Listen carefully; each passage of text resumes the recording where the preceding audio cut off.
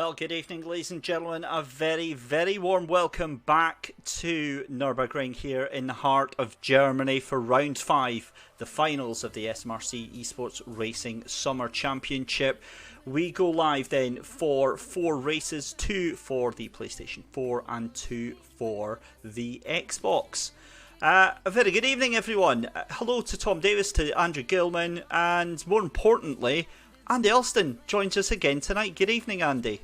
Good evening, David. Thanks very much for having me back. But I tell you what, we're in for another really interesting finals here, because this is a circuit that definitely rewards the patient driver. It's very much an old school track, of course, and it's one where if you can get yourself into that rhythm, get yourself up to speed and happy with that car, then you've got every chance of getting a very good result here for the finals. Yeah, 100%. So as we said, we are underway at the moment with qualifying for session number 1. Now, that is going to be another 10-minute session. We were speaking off air, Andy, and you said you managed to catch some of the action midweek. It was a little bit different to some of the stuff we've seen in the past. It was, yeah. And I think that's a combination of the car that we're having, these Genetta GT5s. And also, again, the circuit, because if you're the kind of driver that likes to size up his opponent, chuck the car in there, get hard on the brakes, throw it in, it's not that sort of circuit for you. You've got to be patient. There's not too many overtaking opportunities either around a lap. So I think we saw that coming out into action on Wednesday. And yeah, it's creating a very interesting final for us both to enjoy here tonight. Well, let's bring you up to speed on, firstly, who we have got out in the finals tonight. Then we've got Alan Gordon, we've got Annie Butterworth, Kenneth Brewster, Thomas Comer, Andrew McIlvride, Glenn Alcock, Kevin Barry, Stuart Anderson, Chris Drummond, Dan Adams, Mark Geraghty, Ryan Smith, Oliver Stewart. Now, we have 10 of those 12 with us just now, and we may very well get the other 2 on the way through. Any of those names stick out to you there, Andy? Well, Kenny Brewster, of course, top of the championship. I think he's had a very strong season so far, and again, he'll be right up there for the finals. Good to see Glenn Alcock in there as well. I think he had a pretty solid race during the week as well. Annie Butterworth's another driver who I rate very highly. Always seems to manage to get that car through unscathed when those around her are kind of coming into contact. So again, this is a sort of circuit that would probably play into her favour as well. So yeah, it'll be interesting to see how this one all plays out.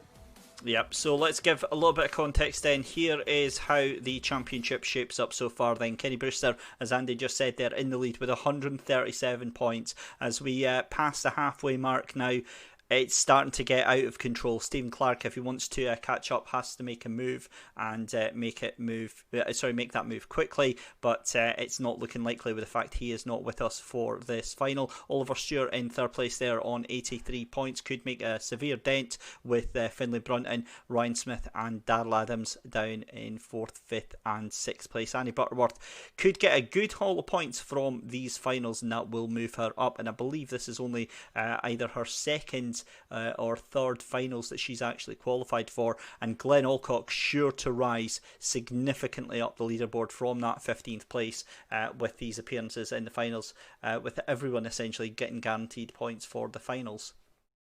Yeah, absolutely, and of course we've got 8 rounds in this championship, so we've got the Nurburgring tonight, then we go to Circuit of Americas, Donington, and then it's Mount Panorama for the finale as well, and that will be a very interesting one to say the least. We're going to need a half-hour pre-show just for that one. But yeah, a fantastic championship. I've been really impressed with how this has evolved over the past couple of weeks, and I can't believe we're almost into August already. It only feels like May when we got started with this. But without further ado then, let's head trackside and join all of the action.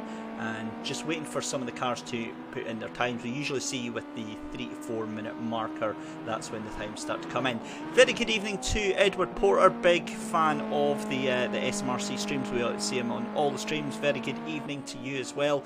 Tom, the strip back car is fantastic. I had a big breakthrough today, so we'll tell you more about that later, but we focus on the matter at hand. And what I want to do is I want to try and see if we can get an onboard lap, and here is the perfect person to do it then. Let's go on board with Kenny Brewster here, Andy. And turn 1 is a bit of a difficult one here, isn't it? On the entry, on the brakes at the 100-metre marker there. So you've got to get your braking point spot on, but it's this second corner as well, David. It feels like it just goes on forever, and you've got to keep that car the right side of the white lines. It's very easy just to get dragged off wide here. That then compromises your entry into this tight left-hander as well. The right-hander here, it's an easy flat really in this car, but again, you've got to make sure you don't drag the car out too wide and take the Formula 1 line, because you will get an invalidated time for that. But yeah, it's a really interesting track. This first part of the lap as well, I feel the track's quite narrow. This corner for me is a crucial one as well, because you're tempted to carry as much speed through the corner as you can, but I think you really need to get a good stab at the brakes there and settle the car before we run down to this hairpin. Yeah, the hairpin is a difficult beast to master. Now personally, I tend to use a little bit more of that runoff area on the left hand side when I'm under braking and try and get a tighter line in, but with these Ginettas you don't really need to do that because they're incredibly good on handling. Again, you want to try and be flat through here, smooth on the steel inputs through the Schumacher S's there, and then it is up to this wonderful jinking left-hander. Again, it's on the brakes as soon as you see that clean part of the track on the right hand side, and then just let that car do all the work. And again, you want to try and be flat through here where possible, just feather the throttle slightly, and then it's the run up the hill to the final chicane. Wonderful part of the track this, and this is where I think you'll get a lot of overtaking opportunities, outbraking each other on the entrance to this chicane. Absolutely, it's shades of Schumacher and Alesi back in '95. I may be showing my age a wee bit there, Dave. I was just going to quickly point out there, actually, the bit that catches me out about the Nurburgring, or this variation of the Nurburgring GP, I'm used to GT3 races on, say, like a Seto Corsa competition, and we use the later chicane there, which is a lot smoother. You have to really, really stamp on the brakes and really make a tight left-right turn on that final chicane there. Yeah, absolutely, and I think when you play this game and you have the full layout when you operate the Nordschleife, I'm pretty sure it's that chicane as well for that aspect of it, because I've been caught out more than a couple of times. Just go, it's like, yeah, I'm going to break. Oh my god, it just went straight past. Usually murder a few cones on the way there, but a fantastic track and a real test of the skill of some of these drivers here. No, it absolutely is. It's a circuit where, because the corners are so long and sweeping, you really just have to take your time with the car. That's maybe, I dare say, an advantage with the Ginettas, that they don't have the most power in the world. You can, just like you were saying, just feather the throttle, be precise, be gentle. But it's a track where you really do have to pick your moments for overtaking, because if you go in too hot, you really risk compromising your lap time and losing a lot of time between you and the car in front. So picking your moments, taking your time, is going to be absolutely crucial between you getting a good result here tonight. Well, we are absolutely spoiled with this final. Yet again, the PS4 has not failed to deliver. Look at that, 6 cars within 0.8 of a second. That shows you just the pace, the consistency and the effort getting put in here. And I've got no doubt that we will have Weedaz, Glenn Alcock and I think that's Kevin Barry in 9th place there, joining into that party. This is going to be a race to remember. Definitely, the standard has really impressed me in the PS4s. The standards have impressed me across the board, of course, but I think in the PlayStations there's a real mutual respect between the drivers. I think that's absolutely crucial to the quality of the racing, because if you do trust the driver that you're battling wheel to wheel alongside, you'll be a little bit more daring, whereas if you're not 100% sure about them, you might be a little bit more hesitant when it comes to trying to pick a move. So the standard of this championship has been very good indeed, and long may it continue. Yeah, looking forward to it. So we are on our final minute of qualifying. Of course, the drivers will get another lap if they cross the line before that minute is out, which all of these drivers are going to do. Just having a look if anybody is going to improve on their lap times just now. What you'll usually find is that there's a bit of a breath for the drivers. They'll have a slower lap and then they tend to go all out for the absolute final lap, which would be this one here. But here's a little rundown then of your top 10. We already have 2 drivers in the pits. Kenny Brewster, does that surprise you? He's down in 6th place, Andy. It absolutely does, yeah. It's not like Kenny. Maybe he's had a little bit of an incident on that last lap because he's a very, very quick driver, as we all know. So the pressure's certainly on, though, to see if he can improve on that time. But yeah, he's a driver that goes pace, so it's up to him to prove it, though. But what that certainly does, if that is the case and Kenny Brewster remains in 6th place, it sets us up for a cracker of an opening race here tonight. Yep, so a lot of the drivers into the pits. We've got, look at that, Alan Gordon actually firing up to the top there, 2:14.386 ahead of Thomas Comer. Ryan Smith in 3rd. We've got Stuart Anderson in 4th place. Annie Butterworth in 5th. Kenny Brewster at the moment in 6th place. Darrell Adams in 7th. We've got Glenn Alcock in 8th place. We've got Kevin Barry in 9th, and then Andrew McIlvride in 10th place. And I am thoroughly impressed that I managed to rattle that off without even looking at a sheet of those nicknames there, those gamer tags. That is when you know you've been looking at these gamer tags for a little bit too long. But we still have got cars out on track, so it is not all done and dusted yet. Thomas Comer still in with a chance. In fact, he's in the tow. Is that Ryan Smith that he's in the tow of there, not Glenn Alcock? So Thomas Comer might be one to watch here because he'll be eking out maybe a little bit more speed than Alan Gordon was able to. But look at that, right at the last gasp, Andrew McIlvride from last to first, 2:14.273. So he's pulled that one out of the bag. That drops down Alan Gordon into 2nd place. What can Thomas Comer do? Currently down in 3rd place. That drops Annie Butterworth down into 6th place as well.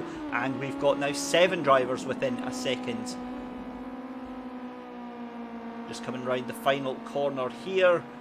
And he's going to come across line. What can Glenn Alcock do? Glenn doesn't improve, but Thomas Comer does it in no improvement there. So Thomas Comer's last lap round there, 2:15.093, and that is going to be all she wrote because we've got Darrell Adams and Glenn Alcock just coming across the line just now.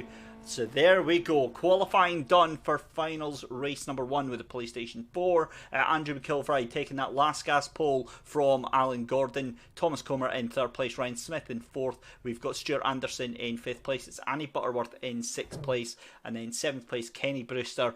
Big shock for Kenny down in 7th place. Darrell Adams in 8th, Glenn Alcock in 9th, and then Kevin Barry at the back of the grid.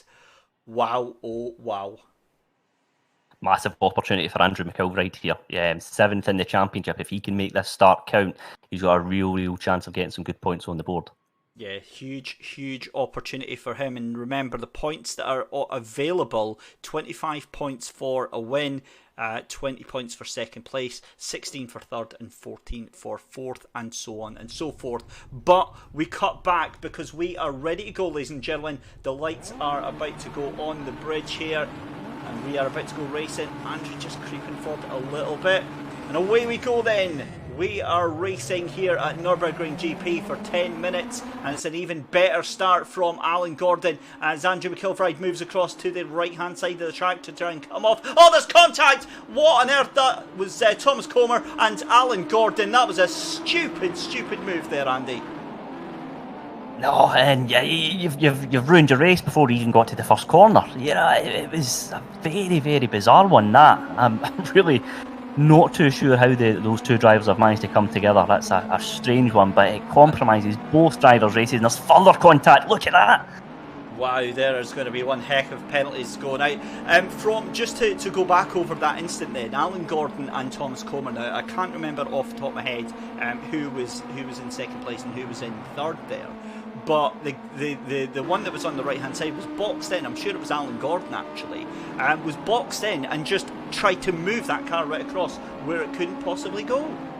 Yeah, and Andrew McIlvride didn't seem to get the best of getaways from the line as well, which I dare say maybe compromised them or contributed to that coming together because there was limited space for them to move. Andy, look at that. You called it.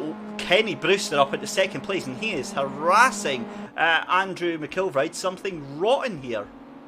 Absolutely is. 1/10 of a second between the two, and Kenny's just managed to keep a cool head there, made that car work for him around the first half of the lap, and he can just set himself up, line up Andrew here. He doesn't want to, I wouldn't really want to go for an overtaking move here, but it's the next corner, the next right-hander that leads you onto the chicane. That's where he could pick his moment and get past him, get into the lead. Yep, here we go then, they're on the run up towards the hill here. Andrew Gilman making a facetious comment there. Is this Xbox? As we see someone going very, very wide. That is Kevin Barry off into the gravel there. Darrell Adams has already got a penalty of some sort, and Thomas Comer fighting it out here with Annie Butterworth, that is. Meanwhile, your battle for the lead, it is still Andrew McIlvright in front of, as we see Ryan Smith there going very, very wide, and there's all sorts of chaos going back there. Annie Butterworth getting manhandled by Alan Gordon, and I think Alan Gordon's going to have a little bit of a talking to by race control. Not to, and he's certainly not happy. Flashing the lights, they're certainly not happy with that at all. And you can't blame her, really. I mean, that was very much shoved out the way there, and that's lost her several places down into to 7th place there. Graham Mather says, this is standard Ginetta Junior stuff. Actually, to be fair, yeah, that is actually a very valid point. I've been seeing the way that those guys fight it out every single lap there. Yeah. Andrew Gilman says, is this Xbox? That's a fair comment as well, actually, to be fair. Here was us picking it up about how great they were and how clean it was. I think it's the one thing I would say in the defence of the drivers is... I want to hear this. How can you defend this? Can I stop mid-sentence there, because I thought turn 1 at this track is just a recipe for disaster. But the trouble with that is we didn't quite get to turn 1 before the carnage unfolded. So yeah, a very out of character for the PS4s. But yes, let's see. We've still got 6 minutes on the clock, so anything can happen, and it usually does, as the great Murray Walker once said. I very much remember that.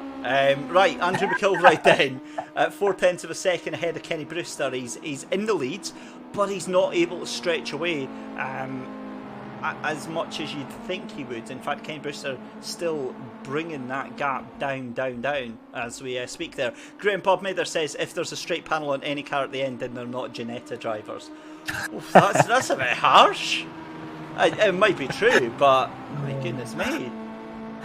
Take no prisoners, the chat tonight. Yeah, they usually do. It's if it's not that or the single seaters with the F3. I remember that year in Knockhill with I think it was the F4, sorry. And the teammates got out and started fighting each other under the Beatson's building supply bridge. That was awesome stuff. Right, Ryan Smith has got a penalty. He's got a 1 second penalty for exceeding track limits repeatedly. So that is going to put him in real danger of getting caught by Thomas Comer right now. So he's going to have to watch himself there. The gap for lead is now up to 0.7 of a second, but everyone's kind of spread out now. Yeah, they have. And I'm just looking there. Kenny Brewster's now 7-8 tenths behind Andrew McIlvright, and I think maybe this is where I think this game's not maybe the strongest for slipstreams. If you look at, say, Gran Turismo Sport, for example, you can stay within a second and a bit, and you will be able to close the gap between the car in front. You don't tend to get that in Project Cars 2, so Kenny's got his work cut out if he wants to finish on the top step of the podium here. Yeah, he certainly has, and Thomas Comer, that, although it is just visual damage, I'm sure that's not helping the aerodynamic qualities of the little Ginetta G40 GT5. It's I think it's pretty much scrap value for that car now, is it? The little rear wing's still there though, isn't it? But no, geez, it's not looking too pretty at all. Right, what has happened then with the lead? Because that gap went down from 0.8 of a second all the way down to 0.4 of a second. It's this second half of the lap. Andrew McIlvright just doesn't have the measure of it the same way that Kenny Brewster does. Kenny Brewster so smooth and planted through this section here. Yeah, I was just thinking the exact same thing there, David. But again, this second half of the lap, I feel your only real opportunity to make a move is at that chicane, and this is the crucial corner here. You've got to get it absolutely right so you can carry as much speed possible. He's now right in behind the back of that Ginetta there. Can he make a move this time round? It looks a little bit too far away from me, but the interesting one with this chicane, David, is you can make a move round the outside and make it stick. You don't have to go down the conventional route to make an overtake. Yeah, it looks like he's managed to make that one stick a bit further behind Thomas Comer in that battle with Ryan Smith and Alan Gordon. Again, Alan Gordon really, I think his no claims bonus is out of the window, and I kind of want to stay on this because this is going to be a little bit tasty, isn't it? After that start line incident, I wonder if there's going to be any desserts for these two young men. Absolutely. But I say young men, I've got absolutely no idea how old they are, so... What was the one last time you were on? You were saying someone was 52 years old. Oh, I know, but that's because I'm friends with him, and I was getting abuse in Facebook chat for it later on. Oh, there's more contact again. You hate to see it.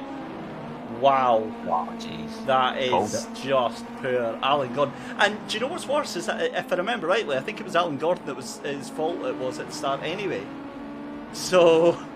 Oh no, Thomas Comer. I've just got visions of Thomas Comer accidentally letting his brakes slip on the entry to the hairpin, just absolutely harpooning Alan Gordon. But I'm absolutely positive that's not going to happen. In other news, Edward Porter, who is our biggest fan here of the SMRC eSports series, has now got Project Cars 2. So I'm delighted to say that I think he's going to be joining us on the grids before the season is out. We'll certainly try and get him in as a little exhibition driver.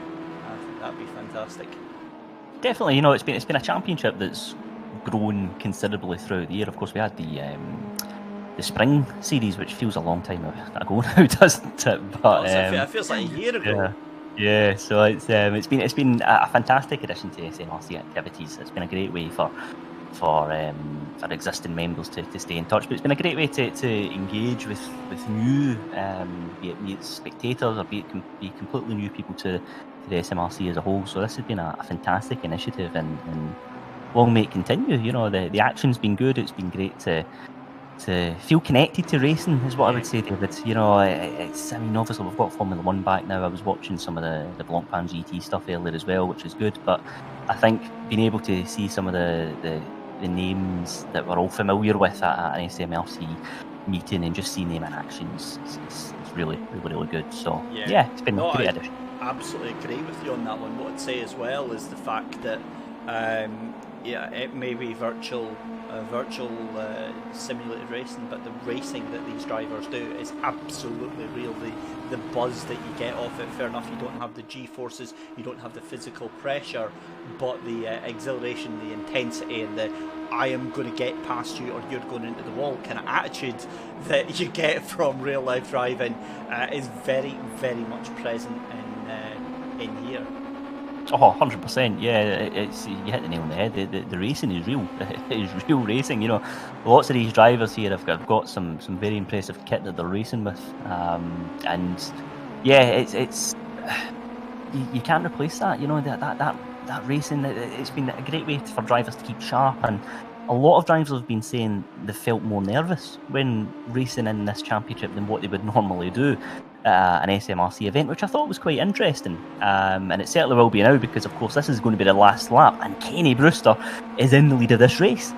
We completely missed that, did we? We were too busy chatting about that, but Andrew McIlvride holding them honest, and the two of them are slowing each other down, because look, Ryan Smith now catching up with them, and there's Alan Gordon into it as well. Are we going to see more last corner shenanigans as we saw from the last time round there from Alan Gordon? We're going to keep our eyes on the leader.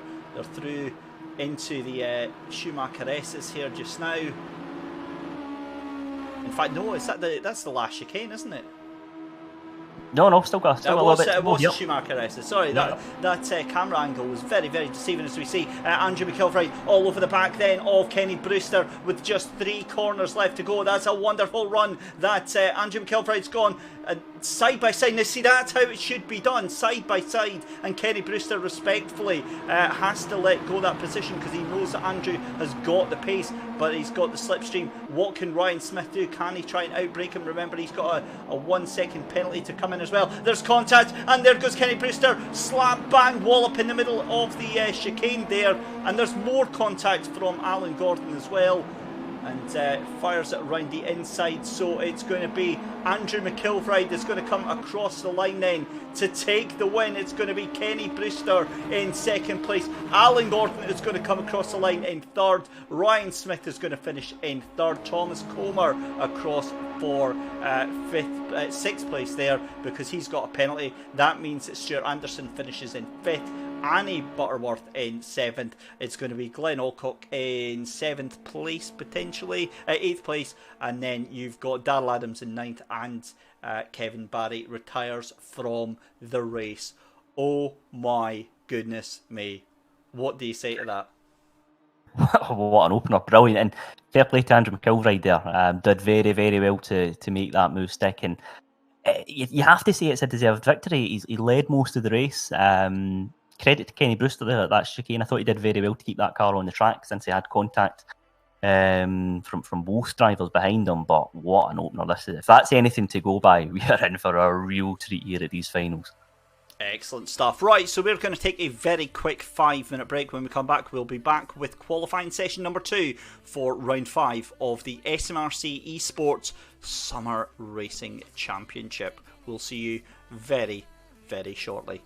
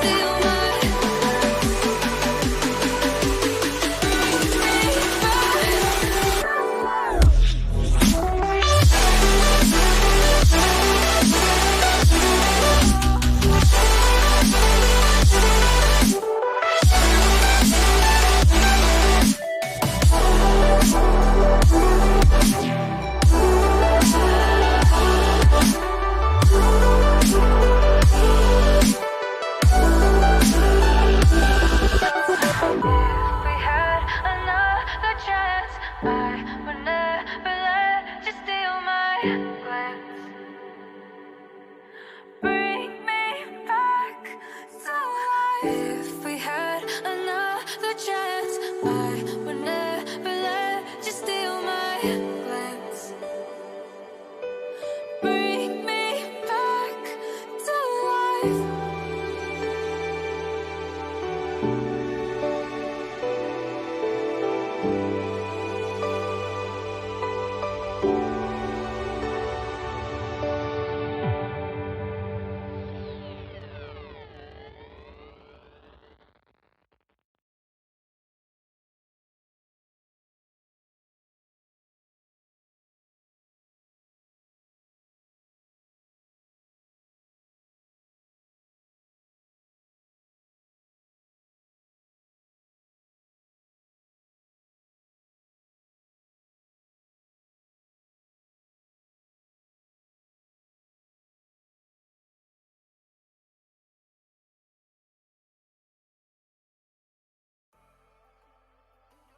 Welcome back then, ladies and gentlemen, to race number 2 for the PlayStation 4 finals of round 5 here at Nurburgring GP on Project Cars 2. I am, of course, David Christie, live with Andy Elston, bringing you all of the coverage. And it's nice, isn't it, Andy? We were talking briefly during the race there that we kind of have the best of both worlds now.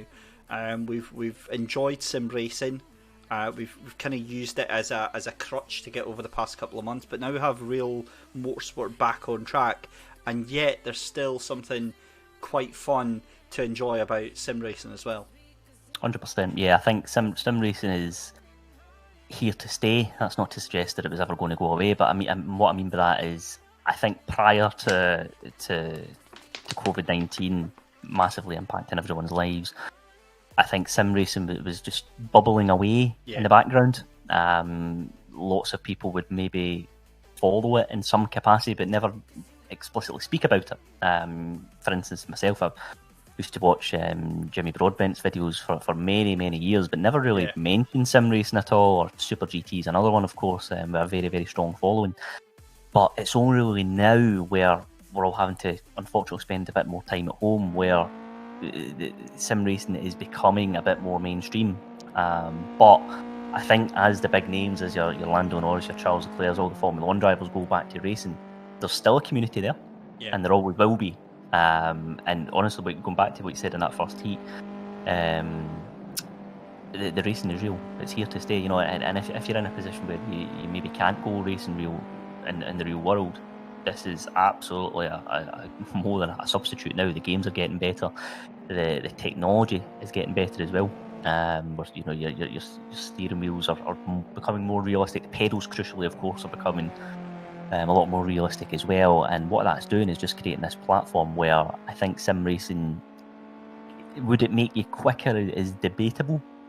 But I think what it does is keeps you sharp. Keeps your racecraft sharp, which is absolutely vital. Where else can you simulate that wheel-to-wheel battling? That it's the perfect platform to do that. And I think it's a growing community, and it's one that is only going to get bigger and better, because I think this next generation of motorsport enthusiasts, they can go wheel-to-wheel with their heroes now. They can play the exact same platform, the exact same car around the exact same track, and they can go out and they can compete. We weren't maybe in a position to do that 5-10 years ago. So for me, sim racing has been a brilliant addition to motorsport, and one that's only going to get bigger and better as the years go on. Yeah, I mean, it's such a wide range of things to talk about with sim racing. I think at the start, when lockdown happened, there was a big pushback from the motorsport community, from what I noticed, in terms of trying to replace real racing. I don't think sim racing will ever replace real racing. I don't think it ever tried to replace real racing. All I know is from myself, there's plenty of room for both to coexist, and if you love motorsport, then why wouldn't you want to have both? You could have real life racing, and you can have sim racing. Drivers like, say, Nicky Team do exactly that. They're incredibly accomplished GT endurance racers, and yet they still do sim racing. They still enjoy sim racing. They love the community that they've built up. Like you mentioned there, Lando Norris as well is a bit of an icon and one of the most iconic, I would say, new generation drivers that there is. So approachable, and from what I do on my main 9 to 5 job during the week is marketing and branding, and for that it's just such a fantastic fresh approach to building a brand for yourself. Lando Norris, his performances on the track, I would say, outshadow the sim racing stuff that he's done. Yeah, absolutely. Lando's been a breath of fresh air. He's really helped to bring in young fans into motorsport. That's the important thing, because people resonate with content creators in a way that they've never done before. Now, you know, it's because I think they appear more human. You know, think back to 10 years ago, everyone wanted an autograph. Now they want a selfie on the phone. You know, the way that we engage with content creators has totally changed. You know, you can go and race wheel to wheel with Lando Norris if you want to, which I is have done incredible. iRacing a couple of times. Incredible. And, you know. Yeah, I mean the ability to say, yeah, I beat Lando Norris. Did you? Did you beat Lando Norris? I did, only because he crashed in the first lap.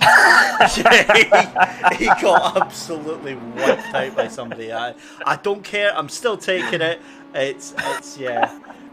But that's the thing, is that like for me in motorsport, I came into it as a big fanboy, in terms of like watching the touring cars, and you know, you'd go up to your favourite driver and get their autograph, and to come to this now where we're competing it both in a sim fashion, competing in real life as well. I think it's kind of one big family, and I think anything we can do to grow that family, we need to kind of welcome with open arms.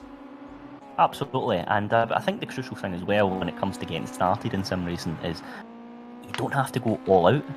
You don't have to go, you know, top of the line direct drive wheels and anything like that. That's not what's necessary. If you feel that that's what you want to do, then more power to you. But you can. It's not as expensive as you would maybe first think. It's a lot more accessible, and that helps massively as well in terms of attracting new people to sim racing. And it's like you say, the community that's been created has been fantastic as well. You know, there is. It's not one where you sometimes play other games and it's a bit. It's a lot of the time you're sitting with your mic on mute. You know what I mean? You're sitting disconnecting that because you can't be bothered engaging with it. But in the sim racing world, I think if you need a setup, people will help. Do you know that way? And I don't think you would get that sort of help if you were playing, say, FIFA, for instance. Do you know that way? We see that through the SMRC iRacing Championship held on Thursdays, where a lot of the drivers will be on the chat platform Discord. They've got their own Discord server, and they'll quite regularly discuss how the track is, ways to attack corners. So yeah, absolutely, they will help each other out in a way that you don't normally get with a lot of other games. Yeah, definitely. And speaking to John Gronkowski in the last SMRC podcast, and he was saying that he sets up the car, and his approach to setting up the car is the exact same as it would be if he was competing in Formula Ford, which I thought was very interesting. Just the level of detail and the level of commitment that he has to setting his car up for a race. It's you know, he was very much looking at every single aspect of the car in order to maximise performance. And that's exactly what you would do in the real world. So the barriers, you know, the divide between the sim racing community and sim racing world and the real world isn't as big as you would think. Yeah, no, that's absolutely spot on. So I think we'll segue back to the track action now, because we've got a minute and a half to go. It's Andrew McIlvride's in pole position, 2:13.709, looking a bit unassailable there, especially from Darrell Adams, who had a poorer qualification. He's had a blinder now. Second place, 2:14.2. We've got 2:14.211 for Alan Gordon. Oh no, I've just realised these two are together again on the grid, Andy. What is going to happen? Yeah, both on that second row as it stands. Of course, Thomas Comer could well improve here, but I think lessons will be learned. I think that's safe to say. I don't think they were. Watching the way that the racing still continued from the aggression shown by one of those two drivers, this ain't going to end well. Annie Butterworth has decided she's done enough. 2:14.4 gets her fifth place. We've got Stuart Anderson in sixth place there, 2:14.9, and then 2:15.3 for Ryan Smith. He may very well improve on that. And then Glenn Alcock 2:16.7, and then Kevin Barry in ninth place. Now ninth is 9 cars is not the same as 10 cars as we had. What on earth, I wonder, has happened to Kenny Brewster, because we sent him multiple requests during the downtime that we had between our first and second race, and I wonder if he's forgot that we are back to having 2 races. Could well have happened. It could be a technical issue as well, of course. I think that's part of sim racing that often gets overlooked, that it's very easy for something to go wrong behind the scenes. But Kenny in that first race started 6th on the grid. I think he should be fairly satisfied with that, because he could have quite easily been a different story on the first lap. So did well to get those points on the board. And the trouble is, if he's not here now, it's a massive opportunity for those around him to close the gap. So it'll be interesting to find out what's going on there. Couple of messages in chat, let's catch up. Hello to Andrew McKinley. Edward Porter says, David, what has been your best moment with all championships on eSports so far, with spring and summer? Oh, that's a difficult one. On consoles, I think Le Mans was just absolutely incredible. Going 3-4 wide along the straight and into some corners was just amazing. So that was awesome. But the iRacing Championship has just completely captured everything that sim racing is all about for me. So if you haven't had a chance to check that out, go and do so. It's on Thursday nights, the SMRC iRacing Championship. The level of competition between those drivers, you've got between 25 and 30 drivers on track at the same time. It's just brilliant stuff. So all of it really has been fantastic so far. I like the way that Spring Championship all came down towards the final couple of races, and I think the summer one is heating up very nicely. Talking of which, the checkered flag has flown here at Nurburgring GP for the final race of the PlayStation 4s tonight. Andrew McIlvray then confirmed on pole position, 2:13.709. We've only got 2 cars on the track, so I will say that just now. Darrell Adams in second place there, 2:14.2. With Alan Gordon 2:14.211, Thomas Comer 2:14.233. Watch for fireworks. Those two start on row 2 of the grid. Annie Butterworth in 5th place there, 2:14.429. In fact, did Thomas Comer just improve there? I think he may have done. We'll have a look. But Annie Butterworth in 5th place there, Stuart Anderson in 6th place there, Ryan Smith and Kevin Barry up to 7th and 8th place, and then Glenn Alcock at the back of the grids. Oh, we need to take a deep breath, because this is all going to kick off rather big style, isn't it? I think it probably is. I was trying to think of something diplomatic, but turn 1 at this track, it really is. It's a very difficult one. Do you take the inside line and gamble, or do you try and stay wide and keep that car out of any potential incidents? But the drivers have got a couple of decisions to make as we prepare for the lights to get out for the second race of the finals here tonight. Here we go, lights are on the bridge here at Nurburgring, and we are away. It's a blinding start from Thomas Comer. He is in the slipstream, but a huge start there from Annie Butterworth, from 5th place to 3rd place on the grid already, and it's possibly more into turn 1. Darrell Adams squeezed out there by Andrew McIlvray. And what on earth has happened to Annie Butterworth? Surely she's got to have jumped the start there. She's gone from 6th place to potentially taking the lead. Oh my goodness me, there's contact as Thomas Comer tries to go around the outside of Annie Butterworth, and Annie says no, not a chance. There's more chaos going on behind, as Alan Gordon in the mix of that as well. So it is still Darrell Adams from from Annie Butterworth, then from Ryan Smith. What has happened to Andrew McIlvray? He's all the way back down into 8th place there. So I wonder if there was contact between Andrew McIlvray and Alan Gordon. I wonder if Annie Butterworth was maybe involved in that as well, David, because I thought the way the car was behaving into the corner, it looked like it kind of darted off to the left-hand side for some reason, and that would have suggested maybe a little bit of contact from coming in from the right. But Annie's managed to keep that car on the track in second place and got every chance of going in one step further and taking the top step of the podium. But yes, there's been some real drama in this opening lap here. Wow, wow, wow. So Darrell Adams then has got the pace. I think he's going to break away a little bit from Annie Butterworth, and Annie's going to come under some real pressure from Ryan Smith behind her. You've then got Stewart Anderson in fourth place, and this has turned the race on its head completely, because side by side further behind you've got Thomas Comer making a move past Glenn Alcock there, and he is going to, in fact, sorry, no, that was let's have a look there. That was Thomas Comer, sorry, going past Kevin Barry there. We've got Glenn Alcock just up in front of him. So this is just wild, wild stuff right now. And Alan Gordon all the way at the back of the field though, 8 seconds adrift. 8 seconds adrift, still plenty of time for him to make his way through the field, but he's got to keep a cool head here. It's very easy when you're at the back of the pack and you know you shouldn't be, to just lose all composure. So the next couple of laps here will be very, very telling for him to see if he can make his way through the field. Yeah, they certainly will be. And look at that, all that pressure being applied to Annie Butterworth in second place there. Ryan Smith desperately wants to take that, and it's going to be a move into turn one. You've got to feel, let's go on the chase cam then of Ryan Smith as he lines up in that slipstream. Is he going to make a move on the brakes? Oh, look at that, Annie Butterworth diving to the inside, thinks about it, and that is some masterful defensive driving there as Ryan Smith tries to go around the outside. Surely that means that Annie Butterworth has the inside for this next corner here, and yeah, that was brilliant intelligent thinking there. Great decision, although she has gone wide there, and that's allowed Ryan Smith inside. Has he made the move stick though as he come into this right-hander?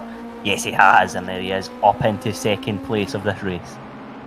So then we've got Annie Butterworth then in the slipstream again, but now she's got to worry about Stewart Anderson, who is on the tail and trying to knock her off.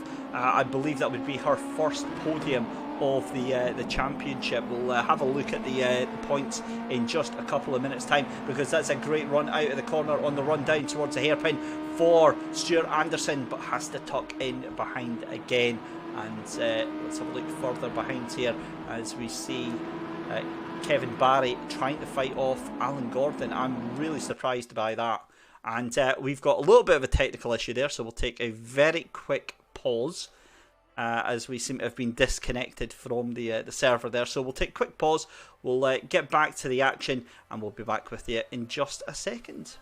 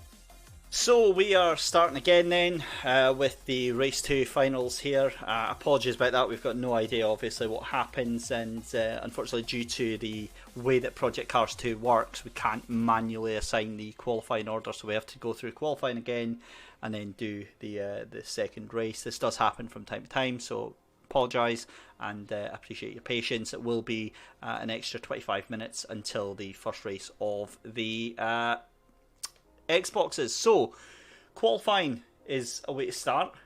We'll jump back to it, and very shortly we will have the legend that is Andy Elston join us. I know he nipped off for a little bit, and hopefully he will be back for qualifying. Oh, there he is. Hello, how you doing, Andy? I was just sitting there, just watching you do a grand job there, David. No, a grand job, David. It's this is the beauty of, we were talking up sim racing and seeing how great everything, how accessible it is, and the perils of sim racing is unfortunately, we are at the behest of broadband providers and the game behaving itself and what have you. I think they've given up with Project Cars 3 coming out next month. That's what I think it is. They're just like, yes. Yeah, come on, guys.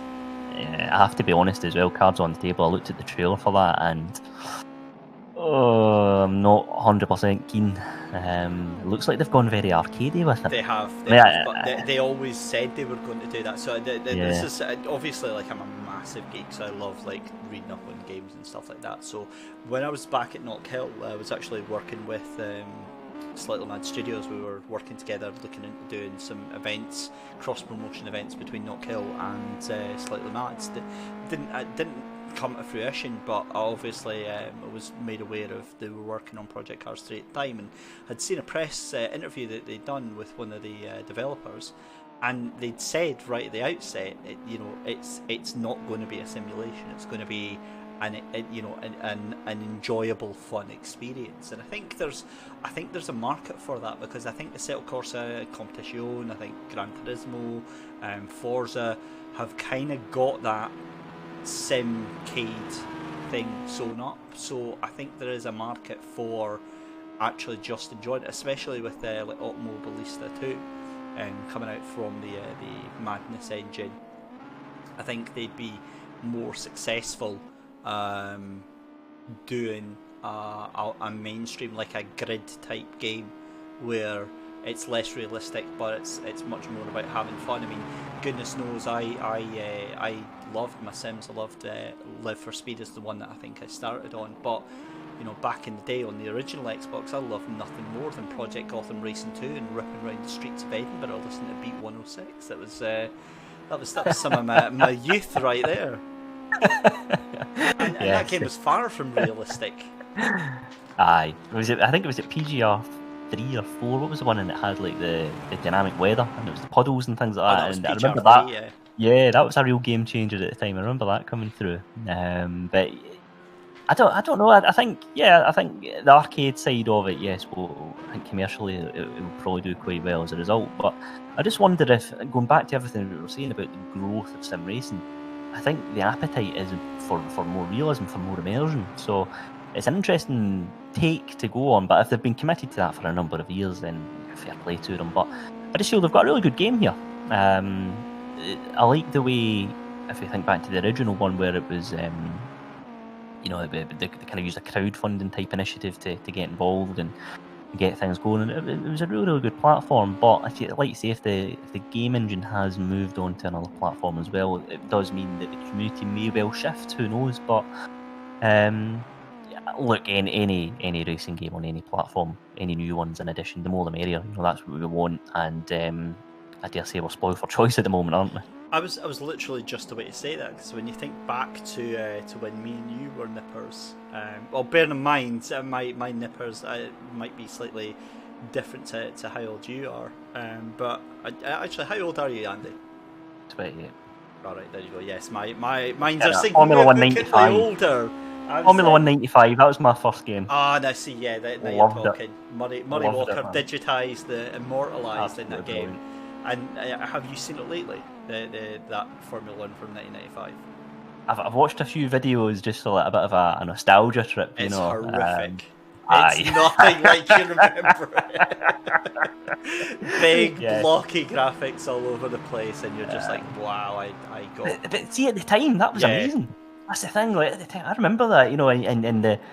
Of course, me, a big Schumacher fan, and going around in the Benetton. I loved that '95 Benetton, and I said just seeing the kind of the shiny rear wheels spinning as you're going around Montreal or whatever. It was absolutely brilliant. I used to like as well because it had more than your number one, number two driver. It had extra drivers in it as well from memory. I think McLaren, like you could go.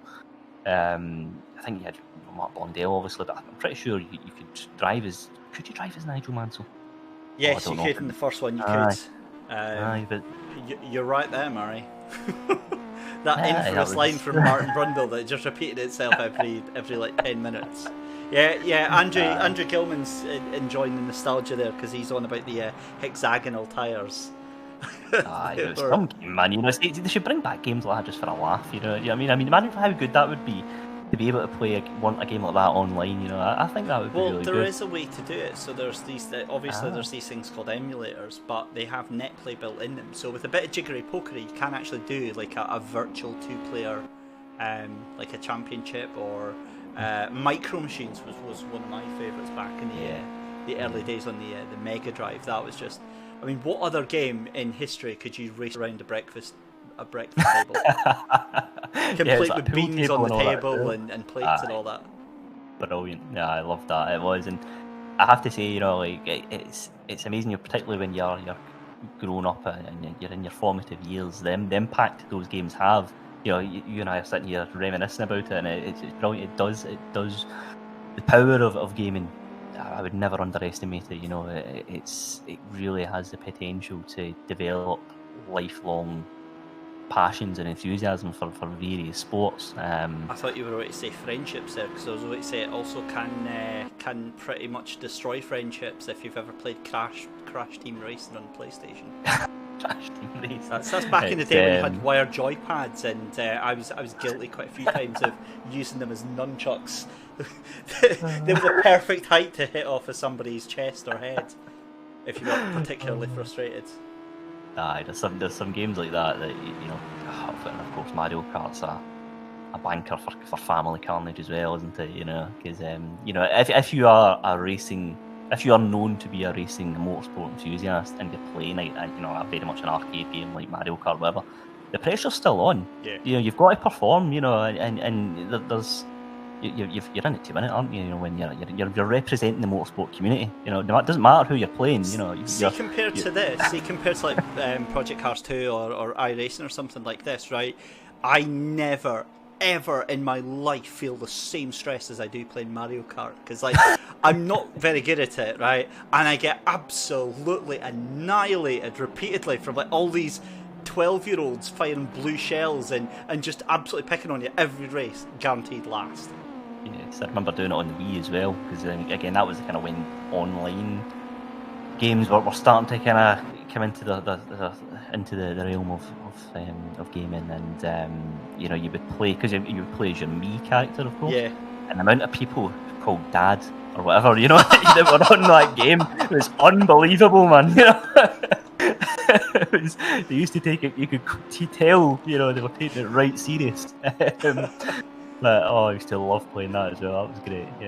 But no, it's the power of games, and it's the power of racing. It really does have the potential to do so much good, and that's what we're seeing, throughout this SMRC Summer Championship, that it's bringing everyone together. And yeah, it's a brilliant addition. It really is a brilliant addition. It's like you say, they can both live together quite comfortably. It doesn't have to be exclusively one or the other. And I think what you're seeing now as well, whenever people are watching Formula 1 at the weekends, they're usually doing a bit of sim racing either side of it.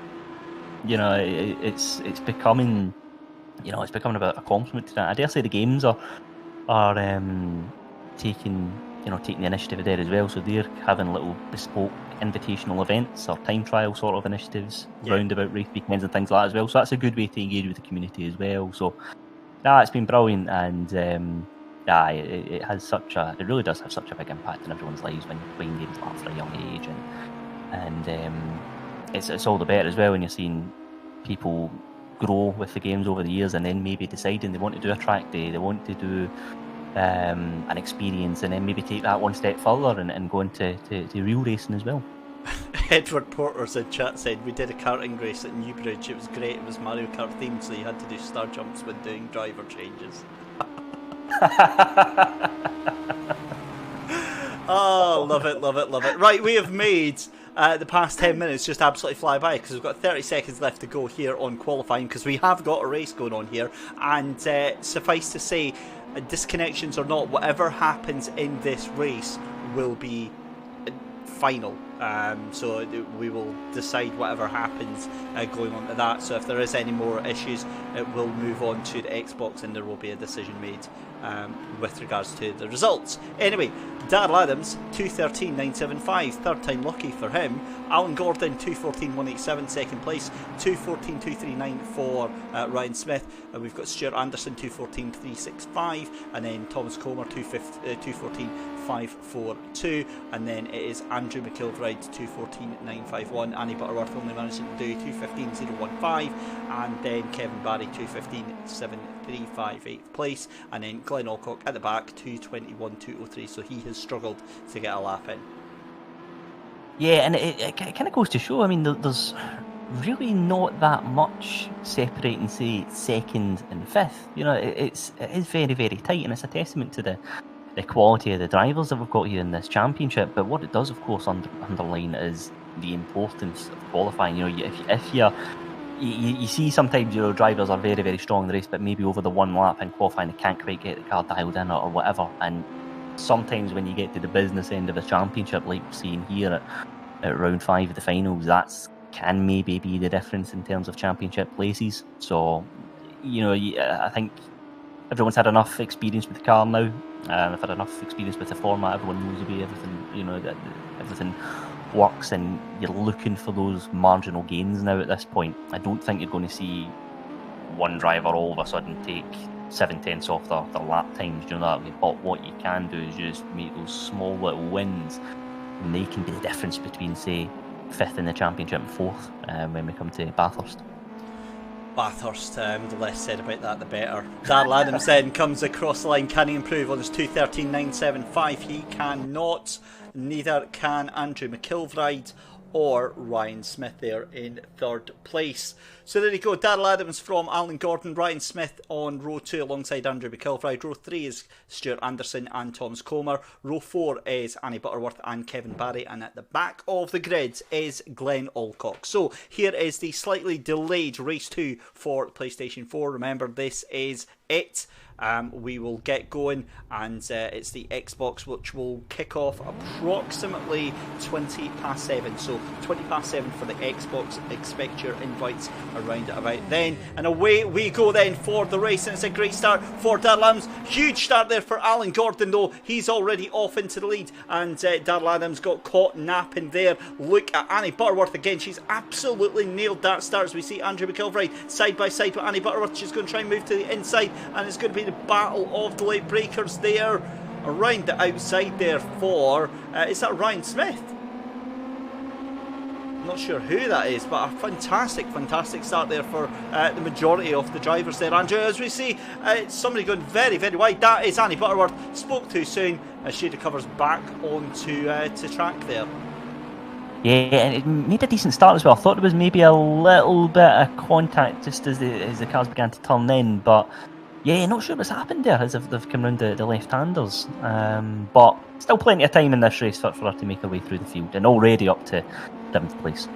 Yep, huge start then for Alan Gordon ahead of Darrell Adams. Ryan Smith staying very, very comfortable in 3rd place there, but behind that Stuart Anderson and Kevin Barry, and then it is Thomas Comer and Kevin Barry right there around the hairpin.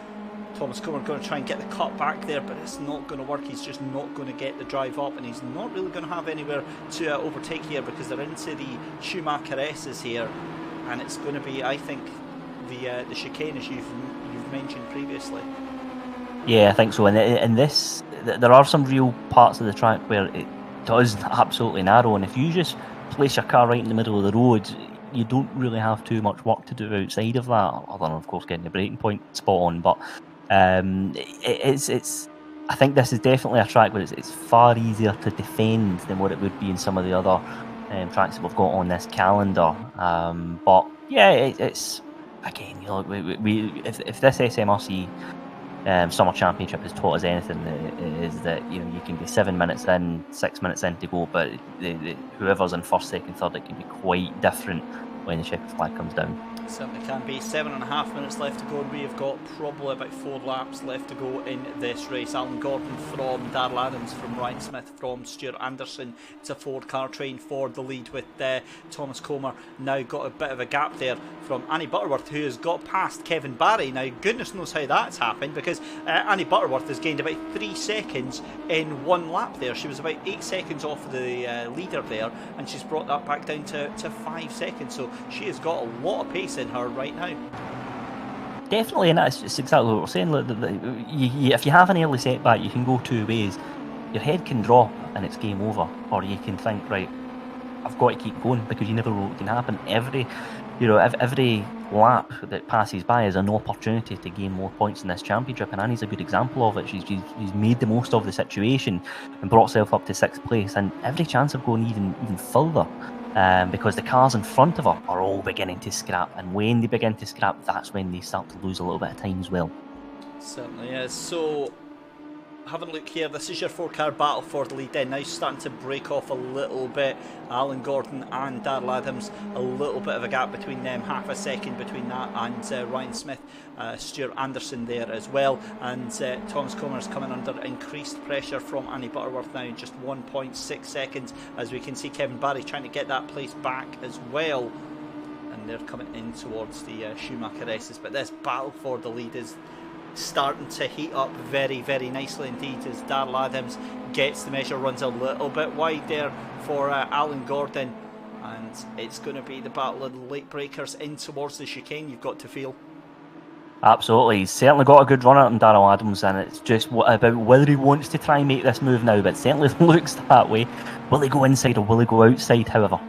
Oh, he swings one way then the other, and he tries to outbrake him in towards the hairpin, and they're so tight but managed to make it stick. Great driving there from the pair of them. Darrell Adams still keeps on the back of the tail of Alan Gordon then, and behind that you've got Ryan Smith has just lost that 3rd place to Stewart Anderson. We didn't see how that one happened, but this is going to be a run down towards turn number 1. Let's go on board then with Darrell Adams, and this is where it's all about the outbreaking. Can he make this move stick then? And I think Alan Gordon saw what was coming there and decided to let them have it. But this is this is an awesome second race then. So we're past the halfway mark, so it will be at the very least half points, I believe. This would be declared the result if anything was to happen, so we'll keep our eye on that. In fact, one good thing I might do is actually take a photo of the standings as they are right now. No, I think Darrell Adams, he's certainly looking lively, but Alan Gordon's just putting that car in the right places at the right times as well to try and just fend him off and ensure that he stays in the lead of this race. He's done everything right so far, but still 4 minutes to go, so a lot of action between now and the checkered flag. 4.2 minutes left to go. Do you like that? A nice fractional division of the time there. I'm not sure it was 100% accurate. Yeah. I saw 4 minutes 20 in my head. I said 4.2 minutes. That's essentially what happened there. Annie Butterworth still under pressure right now from Kevin Barry. Kevin Barry looks to one side and then decides to think better of it. Andrew McIlvright is past Glenn Alcock, and it's now a second of a gap between Darrell Adams and your race leader Alan Gordon, with just what I would say that's maybe 2-3 laps left to go here. They will start lap 4 in just under 30 seconds time, but a bit of daylight now for your race leader, so he's starting to stretch away, and that is going to leave Darrell Adams into the clutches of Ryan Smith down there in 3rd place. Absolutely is. I wonder if maybe is Darrell backing off for a lap or two to go for a last lap lunge to try and get that win. I'm not too sure, but Ryan Smith certainly up the inside there, and he's through into second place. Good bit of driving there from him, made that move stick nice and clean, and now he is in second place and chasing down Alan Gordon to try and get that lead, but 1.7 seconds between Gordon and the chasing pack. Surely he's gone now. I think that's been a little bit too late for Darrell Adams. It could just be trying to hang on to what he's got, and Ryan Smith looks to have the measure of Darrell Adams for that second place there, and that's going to throw Stewart Anderson into the mix as well now, because he's just about 0.2 of a second off this group as well. So Darrell Adams is kind of damned if he does and damned if he doesn't. Yeah, and this is the thing about this Nurburgring GP circuit, it's very much a momentum track, I feel. You know, if you get halfway through the race and circumstances are going against you, it's hard to get back into your rhythm, because it's just one swooping corner right after the other, and if you get out the zone, I think that's when you're at risk of tumbling down the standings. But yeah, Ryan Smith, he said thank very much, and he's away into the sunset already. He's got a bit of a gap now. What's that, a couple of tenths? Yeah, I mean, I think he's certainly driving with his tail up, and Darrell Adams, however, he's in that sandwich now as well, so it is a difficult one. Like you say, damned if he does, damned if he doesn't. If he makes the move, that's when he risks Thomas Comer getting involved, because he'll just be sitting there hoping that both of them come together and he'll be there to pick up the pieces. Yeah, that's what he's going to be hoping anyway, but 2 seconds now, the gap between first and second place, and that's only going to extend. There's a huge move up the inside for Darrell Adams, and what a move that was to take second place back from Ryan Smith there. Wonderful, wonderful move there, and what is going to happen now, because Ryan Smith, it's straight into the clutches of Stewart Anderson. Where did that pace come from? Yeah, decent move. It was Stewart Anderson, beg your pardon, I'm saying Thomas Comer. And there he is, Stewart Anderson's going for the lunge, going into the chicane, doesn't quite, just says better of it at the last moment. I thought he was going to throw that car up the inside. But Ryan Smith, again, he's gone from second to third now in the space of a lap. So it's still all to play for here, though. Just 1 minute left on the clock, so it looks like this will be the final lap of race 2 in the finals. Yeah, this is going to be the final one then for the PlayStation. Let's have a look further back, because Andrew McIlvright up into 7th place there and chasing down Annie Butterworth. But is it too little too late, because he's got some penalties as well. He's got 2 seconds worth of penalties. I don't think he's going to be able to do enough on this last lap to negate that. Annie Butterworth still driving very well, but Thomas Comer as well, left in no man's land right now. 9 seconds behind the leader, 7 seconds behind that battling group, but more importantly 5 seconds ahead of Annie Butterworth there. Yeah, it's just a case of bring the car home there for Thomas, I think, and it's just get those points on the board for the championship. That's all you can race for when you're in that stage. It's keep the car out of any trouble. There's no point really pushing it. Just make sure there's enough of a gap between you and the car behind. But it's that little battle towards the front of the pack. That's where the points are really going to be won and lost. Yeah, just taking a little look there at Thomas Comer, who's had a bit of a moment there. He's fallen all the way back from 5th place to 7th place there, so possibly a slowdown penalty or an off track, as we see. That was Stewart Anderson going very, very wide at the hairpin there, overcooked the brakes, and that is going to lose him a lot of time. He's still 13 seconds ahead of Annie Butterworth, but this now pretty much cements it for 4th place for Stewart Anderson there. But brilliant battle still going on here between Darrell Adams and Ryan Smith. It's going to be right up to the line, because Alan Gordon is looking so comfortable right now. Yep, good lead there, 2 and a bit seconds. He's just got to bring that car home now. Darrell Adams is the one under pressure here. Can he hold on to 2nd place as Ryan Smith looks to make a move? But it's anyone's guess here. That chicane is where it can all go horribly wrong for a driver. Oh, and Andrew McIlvright loses it on the Schumacher S's there. The car unloads itself under braking, and he just absolutely goes in towards the barrier there. Thankfully avoids it, but that has put paid to his race. Meanwhile, Darrell Adams is going to finish in 2nd place. But here is your race winner for race number 2 then. Alan Gordon takes the win. 2nd place for Darrell Adams, 3rd place for Ryan Smith, 4th place for Stewart Anderson, with 5th place going to go to Annie Butterworth. What a recovery drive from her. It's going to be 6th place for Thomas Comer, 7th place for Andrew McIlvride, 8th place is going to be Kevin Barry, and then in 9th place is going to be Glenn Alcock. Wow, oh wow, oh wow, oh wow. Andy, what are your thoughts on that race? Yeah, great race. There's been a couple of incidents in there, a little bit of drama, but I think I think the lessons learned from the first 2 races of the finals is this is very much a race that's all about strategy, all about picking your moment here. We're seeing drivers not making the lunges in the first couple of laps and then trying to hold on. They're very much taking their time picking their moments and trying to get those make their way through the field. But it's been a couple of great races so far in this finals tonight. Excellent. So we will be back in just a couple of minutes' time, where we will have action from the Xboxes, and that'll be around about 5 to 7 minutes' time. We'll be back with you then.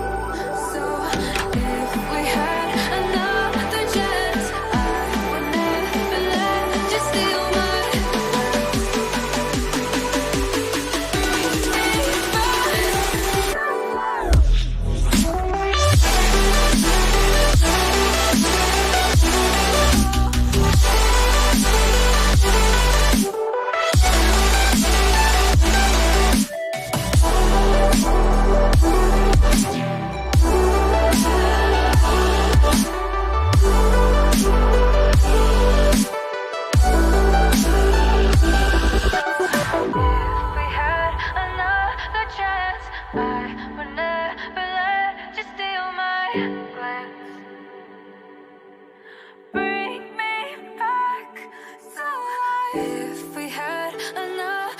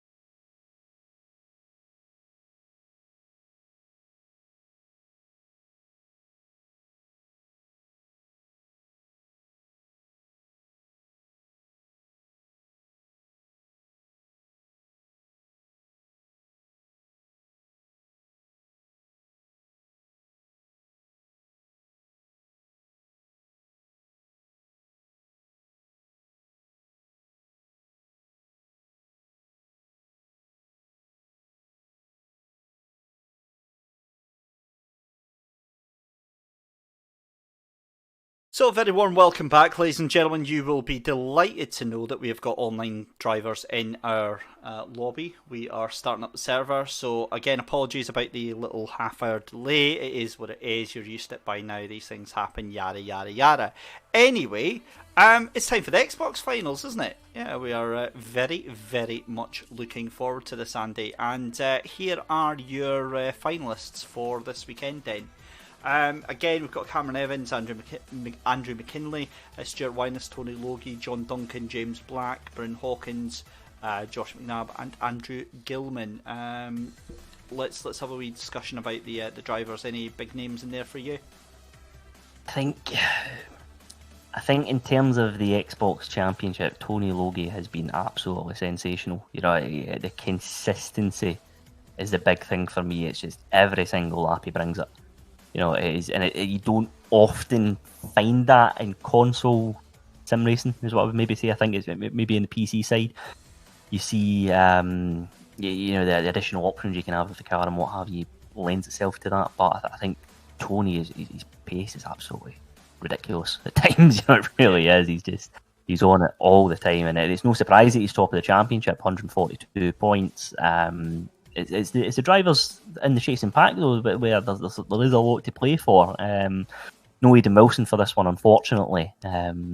He's sitting third in the championship at the moment, 75 points. And of course, what that does is lets those around him potentially make their way through. But yeah, it's been. I've really enjoyed the last couple of Xbox events, the finals and indeed the qualifying heats. The action's been really good, and if the PlayStation races were anything to go by, then hopefully we'll have more of the same when we enjoy the Xboxes. That was far too polite. Here's your Xbox leaderboard after round 4 then. Tony Logie in the lead of the championship. Even more commanding lead than the PS4 with 142 points over Cameron Evans in second place with 80 points. We've got Aidan Wilson on 75, but not here this weekend. James Black with 71, Cormac Patterson 65 points, Josh McNabb 60 points, Bryn Hawkins, Andrew Gilman, John Duncan, and Angus Scrivener rounding out your top 10. Right, let's see who we've got then, because Josh McNabb for me is one of the drivers to watch out for. Now, there was obviously a big hoorah about the penalties that got applied for Le Mans, but obviously he's not a stranger to the race director, is he? He's fast, but he needs to keep his nose clean in this one, doesn't he? Yeah, I mean that's part of being a very talented race driver. You know, again, we were talking about it earlier about you see some drivers who are not necessarily the quickest over one lap, but when it comes to in the race, they can deliver. But part of racing as well is picking your fights. You know, just knowing when you can maybe push it a wee bit and knowing when it's best just to set off. And again, we've spoken about this throughout the championships. It's been a recurring theme about knowing the platform that we're racing on and knowing where you can push and where you can take that little bit of extra curb and knowing maybe where you can't do that, and you've just got to keep the car in between those white lines. So it's those little extra elements that can sometimes be more costly, and unfortunately he's maybe finding that out on more than one occasion. Yeah, and the thing is that we say that because it's frustration, because I know how fast he is. He is absolutely a race winner, potentially even a championship contender. But it's all about making those points count and not making sort of raising that attention where it doesn't need to be done. If you can do that, my goodness, this championship better watch out. But we also need to say a big shout out to his dad, actually, Stephen McNabb, one of the regulars in the spring championship. He was out racing for real at Cadwell Park today. A bit of a weekend to forget for him, but some major damage in race 1. The back end of the car was completely caved in, and yet somehow they managed to get the wheels pointing straight way and get him back on the grid for race 2. So if that doesn't sum up the spirit of being a Scottish racing driver, then I don't know what will. No, absolutely, and it's a shame to hear that there's been an issue, but of course it's good to know at least they're okay. Yeah, it's one of these ones. It's a frustrating part of motorsport, isn't it? If you come into contact, and you have a wee issue with the car. It's not easy. Look, we know it's not easy. And when you're making the trips to some of the other tracks across the UK, and it's a bit of a long drive down, the drive back up the road can feel even longer. So it's part of motorsport, isn't it? But it's got that appeal that you can have a terrible weekend, but you'll be back come next Sunday. You'll be back for more. Yeah, no, that's absolutely spot on. John Glover is asking, did we not get double points for Le Mans given there was only one race on finals night? I believe that is the case. The points could be wrong, and I've just realised that we're still on the point screen. Sorry about that. We'll fire over. Back to the track action there. I think that was supposed to be it, so I've just taken them off the official SMRC points spreadsheet, so we will double check into that for you if they are incorrect. We'll make sure that we get the right ones there. Back to action on track. In fact, actually, sorry, slightly distracted by chat. Thomas O'Connor says Stephen McNabb is a legend. Yes, you're absolutely right there. Scott Malcolm. Let's not do that, shall we? Scott Malcolm is joining us on the stream tonight. Good personal friends. We used to race together on iRacing. He's here cheering on Andrew McKinley, who is currently on. That's who we're watching just now. So he's hoping that his boy does the business, but one man doing the business right now, Tony Logie, 2:13.679. Half a second between him and second place. Honestly, Tony's pace is unreal. It's frightening, isn't it? Phenomenal. He's just over the course of a season, drivers tend to have stronger tracks and maybe tracks where they're not so good at.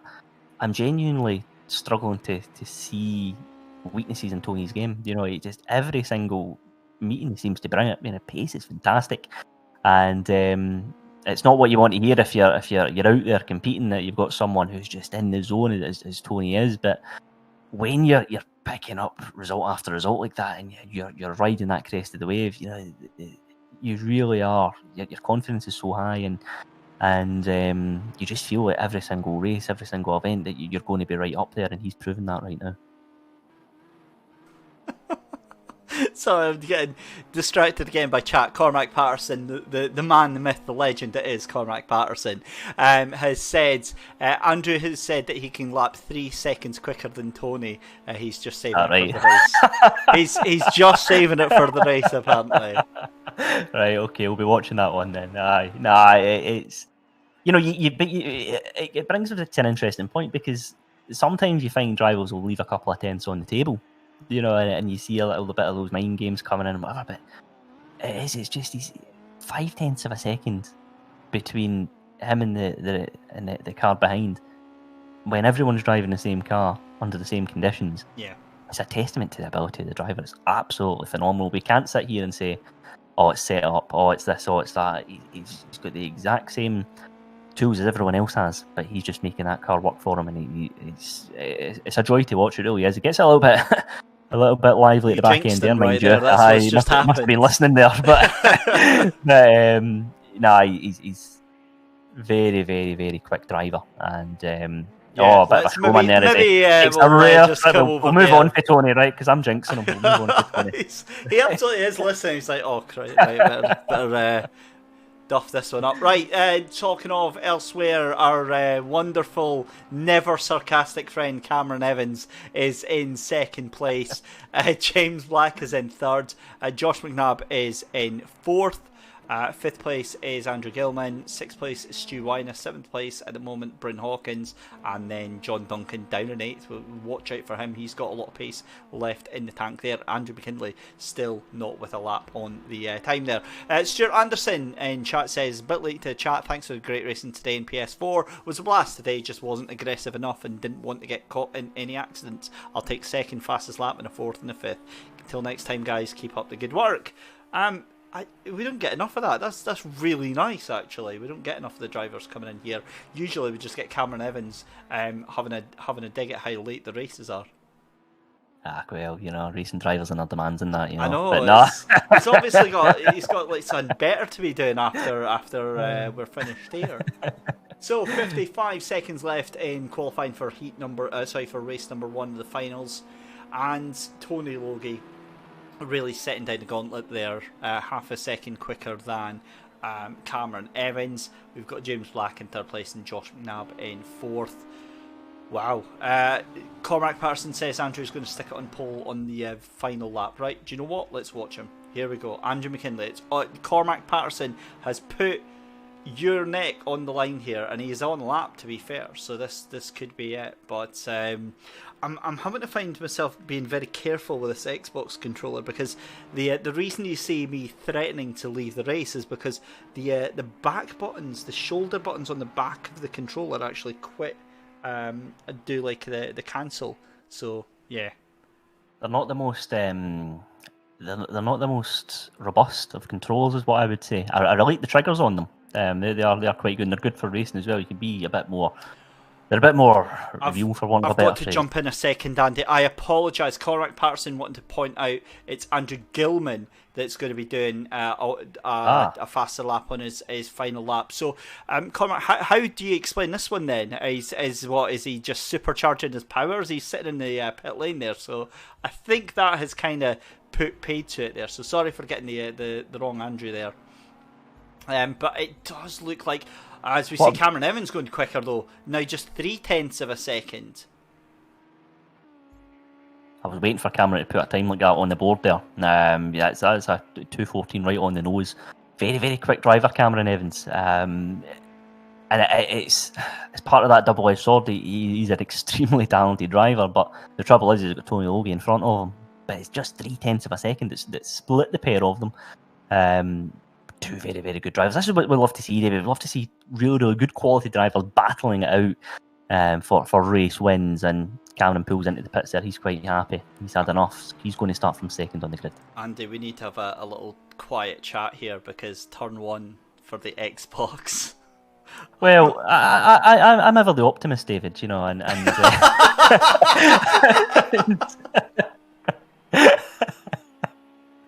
yeah. Oh, that was a bit too loud of a laugh, wasn't it? Yeah. I think it's going to be, but right. So let's have a look here then. Tony Logie goes cross the line then to take pole position, 2:13.679. Cameron Evans in 2nd place there. You've got James Black in 3rd and Josh McNabb on 4th place. 2nd row of the grid. He's on that outside line. He could jump up quite well. Andrew Gilman in 5th place then. You've got Andrew McKinley in 6th place there, so jumping up to 6th place on that final lap there. That's row 3. Row 4 is going to be Stu Wyness and Bryn Hawken, and then it is John Duncan on his own at the back of the grids. So let's get ready to rumble. Did you like that? That random reference, a bit of PJ Duncan. Absolutely in for drama here, make no mistake about it. Two really good drivers on the front row of the grid, but the rest sitting 2nd, 3rd, 4th and beyond, they're going to be looking to try and make a move here. John Duncan has brake failure into turn 1 and knocks him down like Skittles.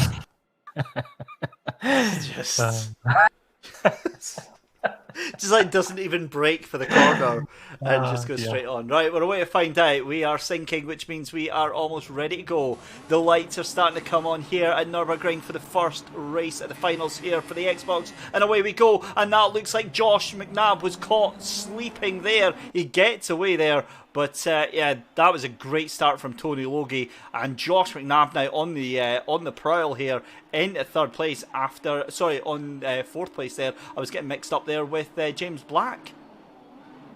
Thought Cameron Evans was going to go for it there, but he just thought better of it and pulled out at the last second. It's Tony Logie. He made a very good start, as you say, and he makes his way through the first sector of this lap. But Cameron Evans is hot on his heels. Oh, look at that. That's Andrew Gilman all the way down to the back of the grid there. Cormac Patterson has absolutely jinxed him here as he Wow! He just went past Bryn Hawkins like Bryn Hawkins was standing still, and he's going to have, that is John Duncan as well. What on earth is in that boy's engine? Because it is not a Ginetta G55. Yeah, cracking start from here, is he? Very, very, very nearly coming together, but he's having another go at it, and he just thinks better of it again. He's maybe going to try and make his way through at the hairpin.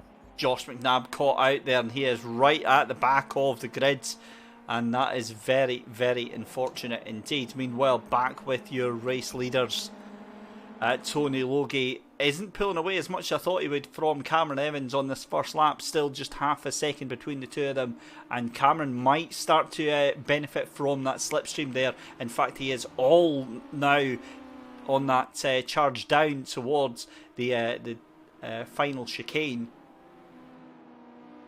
Cameron's the sort of driver as well who, again, you just know he's going to bring it. You know, his pace is very, very consistent as well. But it's about picking his moments. But again, he's in that kind of catch-22 position where he's got to look in those rear-view mirrors as well as ahead to try and get past Tony Logie.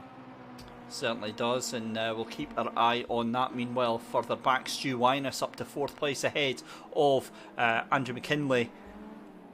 And those two are fighting it as well, with Andrew Gilman down in 6th place ahead of John Duncan and Bryn Hawkins, and Josh McNabb trying to catch on to the back of that train as well.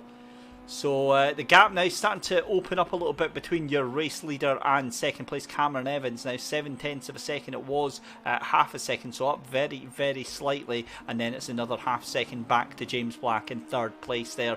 And yeah, you've got to say now, this is kind of two little races that we've got going on here. Yeah, it certainly seems that way. The pack's just starting to separate out a little bit. Stu Wyness here we're riding on board with, currently in 4th place. Again, he's in that position where he's kind of looking over his shoulder here. There's a bit of a gap now between him and James Black. Oh, and he's lost it! And he's lost it! Stu Wyness takes too much curb on the exit of turn 3, tries to recover, and that is going to send him down into 6th place. Howie only lost 1 position out of that. He's a very, very lucky boy, but he's going to lose that position, although he's going to be on the inside of the left hand. Under contact again! Very, very aggressive there from Stu Wyness. Tries to keep the foot in and recovers that car, but he loses out ultimately. He's going to try and force his way back again, and I think the stewards are going to want to have a little look at that one. Certainly think so. Yeah, he was just... looks like a little flash of lights there as well from the car behind. Yeah, it was a tricky one because, he's felt the race kind of coming away from him. Did well to recover there. I think he'd have quite easily just binned that altogether and his race is over. So he's still in there, still with a decent chance of picking up a good haul of points. He's losing so much time, and I wonder if he's now got a penalty because of all of that. He is dropping way, way down right now. And that is Stu Wyness into 8th place, with Josh McNabb now onto the tail of this little group here. So Josh McNabb could quite easily go from P9 to P5 on this recovery drive. We'll see what happens there. P4 might be Josh McNabb's best result out of this race, because I think getting onto the podium is out of reach, certainly for this first race, but it is all kicking off. Anyway, back to your race leaders, because this battle for the lead has now come back down. It's now down to 5/10 of a second, with Cameron Evans and James Black coming along for the ride as well. Yeah, absolutely. It looks like Cameron's decided he's just going to focus on that car in front, although James Black will certainly be looking to pick up the pieces and try and make a move. But if those drivers almost kind of work together, we've still got 5 and a bit minutes to go here, as Tony Logie is looking to try and weave and break that slipstream tow from the 2 cars behind. He's quite entitled to do that. If those 2 cars work together, they've then got a chance of maybe having a go at Tony here. But if they start to scrap between themselves, Tony's going to drive off into the sunset. Yeah, I think that's absolutely spot on observation there. Andrew Gilman then still in the lead from on the battle for 5th, 6th and 7th place there. It's now just Andrew Gilman and Stu Wyness. Stu's broken away a little bit. JD Bear, John Duncan is under attack from Josh McNabb there, and Stu Wyness going very, very wide again onto that curb. That's what cost him all that time last time round. Bryn Hawkins loses it again. He was another one, falls victim to the curb on turn 3 and claims another victim. So Bryn's day is going from bad to worse right now, and this battle for 7th and 8th place here, John Duncan trying desperately to hold on to Josh McNabb, and you feel it's only going to be a matter of time for Josh McNabb. Yeah, I think Josh almost felt like a little bit of a false position there down at the back of the pack. We know again he is a very quick driver. Flash of lights again here. He's not too happy with John Duncan in front of him. Lots of drivers kind of showing their displeasure. They're not happy tonight, are they? No, they're it doesn't look that way. Yes, but you know you can flash the lights all you want, but you've got to make a move. You've got to make it stick. And yeah, Cameron Evans looked just 1 second behind Tony Logie now. He's lost a little bit of ground as James Black looks to try and make his way through. Cameron's gone defensive. In fact, he's lost that place. Yeah, he's slowed down penalty for that, and that's why he's had to pull off the attack on that one. Back with this battle then, as Stu Wyness is throwing that car about. He's going to get caught up by John Duncan now. John Duncan going to try and move to the outside. There's contact. John Duncan hits the back. That's going to compromise him and allow Josh McNabb up the inside. And there's Stu Wyness trying to block. It's going to be 3 wide in the chicane. It's going to be all over surely. But Stu Wyness manages somehow to take that one. And that releases Josh McNabb ahead of John Duncan, right to the back of Stu Wyness here. And Josh McNabb tries to outbrake himself. That camera angle was deceiving there, because for a minute there I thought there was going to be contact, but this is going to leave Stu Wyness a sitting duck for Josh McNabb. Surely it's going to be a move into turn 1, Andy. Certainly looks that way. Very, very impressed. All 3 drivers made it through the hairpin unscathed here, but we've got another tricky corner coming up as Stu takes the inside, goes defensive, on the brakes a little bit early there perhaps, locks up on the entry, and there it is. That's the move being made there, and I'd be disappointed with that. He moves down to 2nd place, tries to make the move back as they come into this long, never-ending left-hander where so many drivers have gotten it wrong so far in this race, but no, he can force his way back through, down to 7th as it stands. Now, talking about 2nd place, Cameron Evans was in 2nd place, was being the word, because he's fallen now behind James Black. He's had a bit of an off-track moment, because that is now... in fact, no, I'm talking absolute rubbish there, because I just remembered before we went to cut to that battle, Cameron Evans had a slow down penalty, and that's how James Black was able to get ahead of him. So never mind me. I'm obviously just it's obviously been a long night so far. Back to this battle for 6th, 7th and 8th place there, because Josh McNabb now ahead of Stu Wyness, and it's all done and dusted. And he's going to be chasing down now Andrew Gilman, potentially trying to take that 5th place. I think that is going to be the best possible outcome for Josh McNabb, but it might be too little, too late. Back to your race leader though, Tony Logie has looked so comfortable right now, has he? As he's got that gap crucially up to 1.3 seconds between him and James Black. You're looking at that with 120 or so on the board still to play for. Tony's in a very, very comfortable position here, and he's had those 2 cars behind him start scrapping, and that's exactly what he wants. That allows him just to pull off. His time's very decent as well. Last time round, 2:14.2, much quicker than James Black there. Good gap between them as they come round again. What might well be the last time, just under a minute now to go. Tony's in the driving seat to take another win here in this championship. Yeah, certainly is. So this is going to be the last lap of the race for Tony Logie. The gap now down under 1 second between Tony Logie and James Black in 2nd place. So James is no slouch either, so he's going to be making the charge. But I think at this point, surely it's going to have to be you're securing your points at this point. Yeah, I think so. Because this is a tricky part of the championship. We're 5 rounds in now, so. Do you take the Alain Prost approach and just sit back and say, right, I'll have the points, rather than risking it and binning it all together? As we've seen so many drivers get it wrong around this track, it's very easy. The Cubs are unforgiving. It's very, very easy to get the car sideways and end up into the barrier. So do you just sit off and say, yeah, I'm happy enough with a podium place, that'll do me? And that certainly seems to be the way it's going right now. Tony Logie still got that gap there. Just at 9/10 now as they come into the hairpin for the final time. He's just got to get that braking point spot on, and then that final half of the lap, it's about just keeping the car nice and steady as he makes his way through now. Textbook drive then for Tony Logie, with all the pressure that he's had from Cameron Evans and James Black, but he's made it look oh so very easy. And further down the field still Andrew McKinley ahead of Andrew Gilman, and Josh McNabb is not going to catch on to the back of Andrew Gilman, I fear. So it's going to be a 6th place for Josh McNabb. Stu Wyness and John Duncan both having significant penalties to be added on, but it's all about this man here, Tony Logie, who has been so dominant through this race. Lights to flag, he has been in control of this race.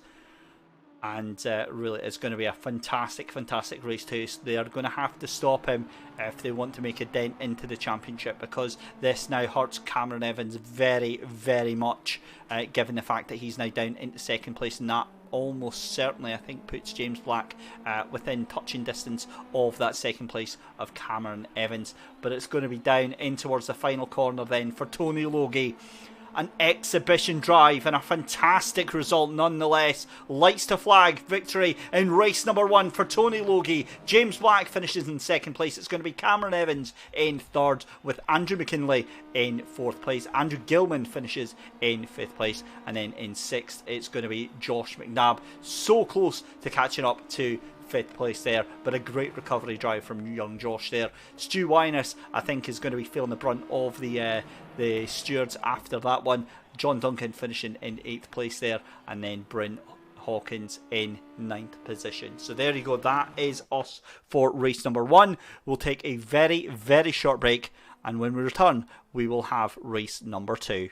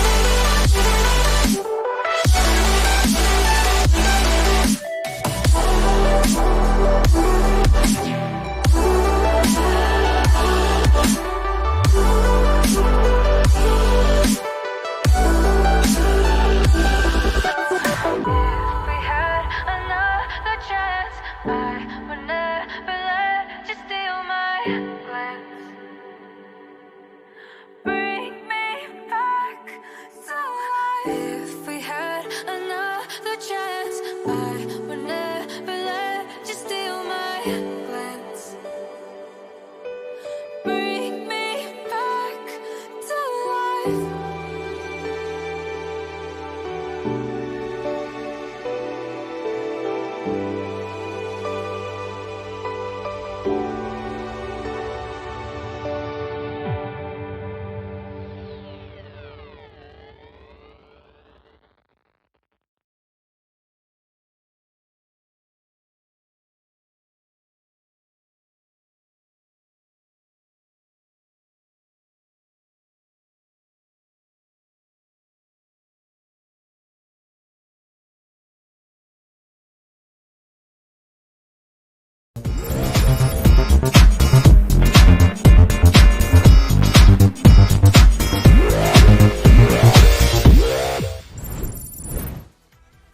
Race number 2 then for the Xbox finals here in round 5, and our final race of the evening for the SMRC eSports Racing Summer Championship sees Cameron Evans duking it out again with Andrew McKinley, Stewart Wyness, Tony Logie, John Duncan, James Black, Bryn Hawkins and Josh McNabb, along with Andrew Gilman. We are good to go. Cameron, we needed to jump out because I needed to change a couple of replay settings. So that's why we've made a new lobby. We've got the 9 cars back in, and we are good to go, and hopefully we should have Andy back with us as well. Absolutely, yes, ready to go, because I think going back to that first race... Maybe not. We'll get Andy back in when he comes back in. But 10-minute qualifying session is back underway then, and a fantastic race 1 underway. So, what have we got to look forward to that, other than the absolute domination from Tony Logie last time round? Josh McNabb is going to hope to keep his nose clean after that turn 1 incident saw him all the way back to the back of the field and doing a recovery drive, and then it was to Cameron Evans, who was in second place for a lot of the time and then dropped down into third as well, and that was behind James Black, who is just onto the track just now as well. So, as we said, we've got 8.5 minutes left to go, and we'll be back towards the final couple of minutes of qualifying.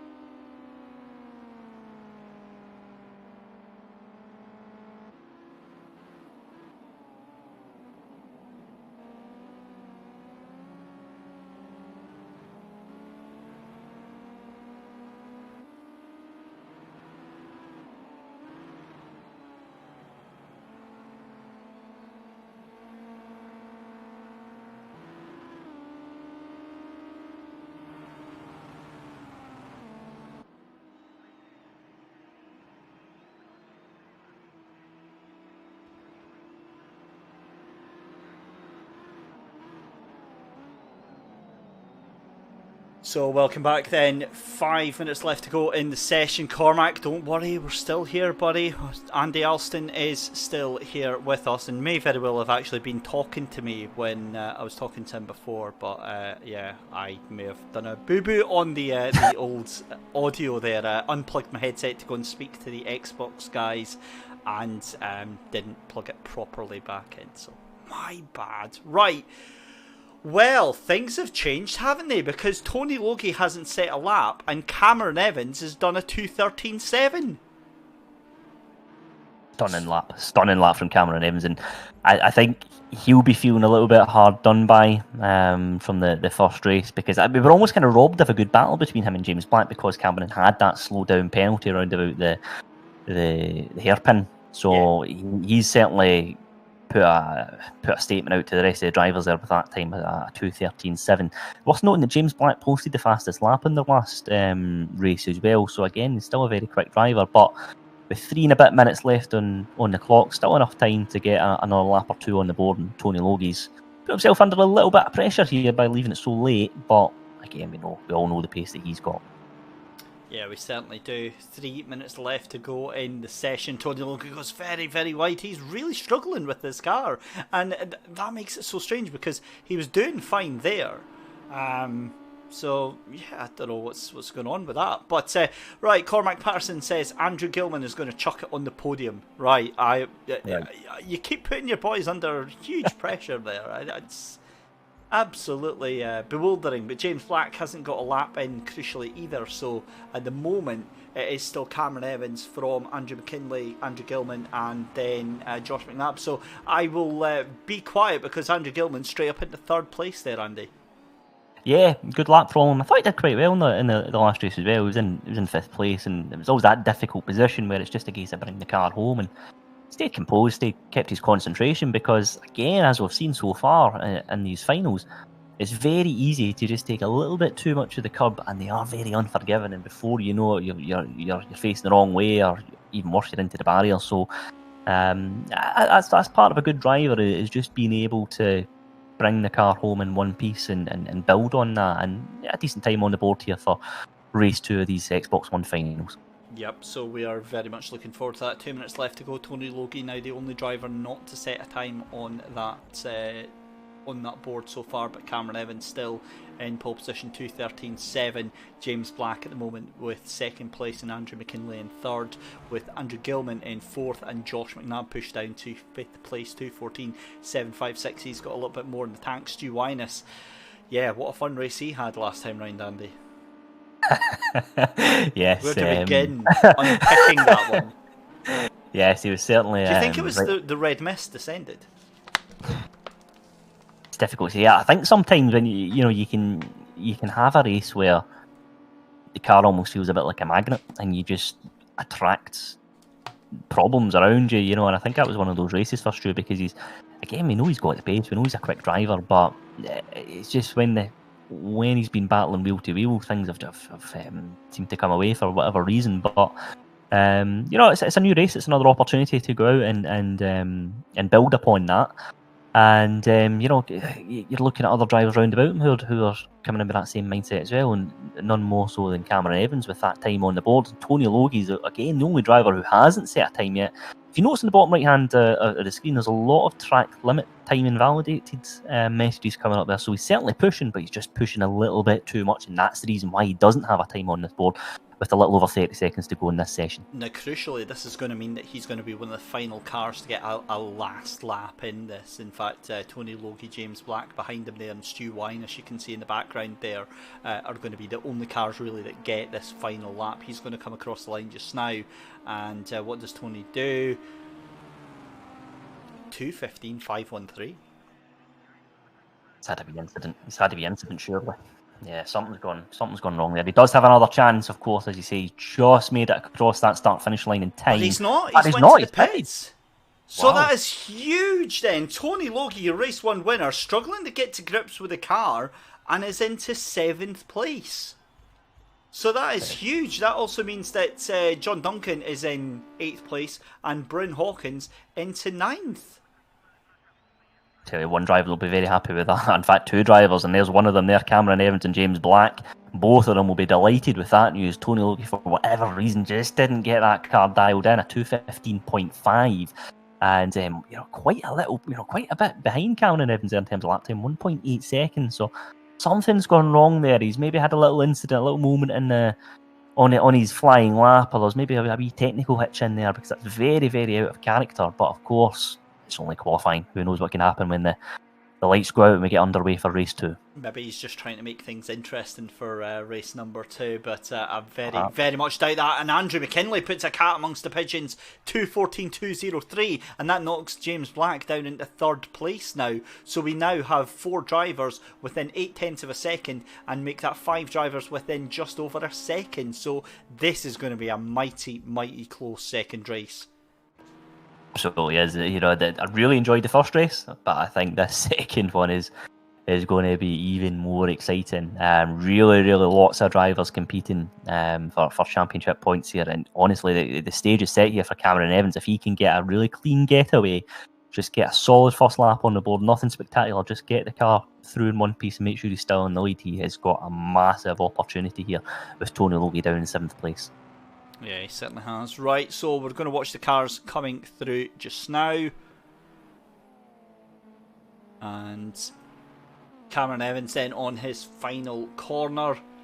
And it'll be unlike, in fact, he knows he's not going to improve, so the only man still on track at the moment, James Black, decides it's not going to happen because he runs out of time. So there we go, qualifying's done for race number 2, and it's going to be Cameron Evans that is in pole position ahead of Andrew McKinley and James Black. So let's get this underway. What a race we have got, and it's race number 2, so we better change the title to show that.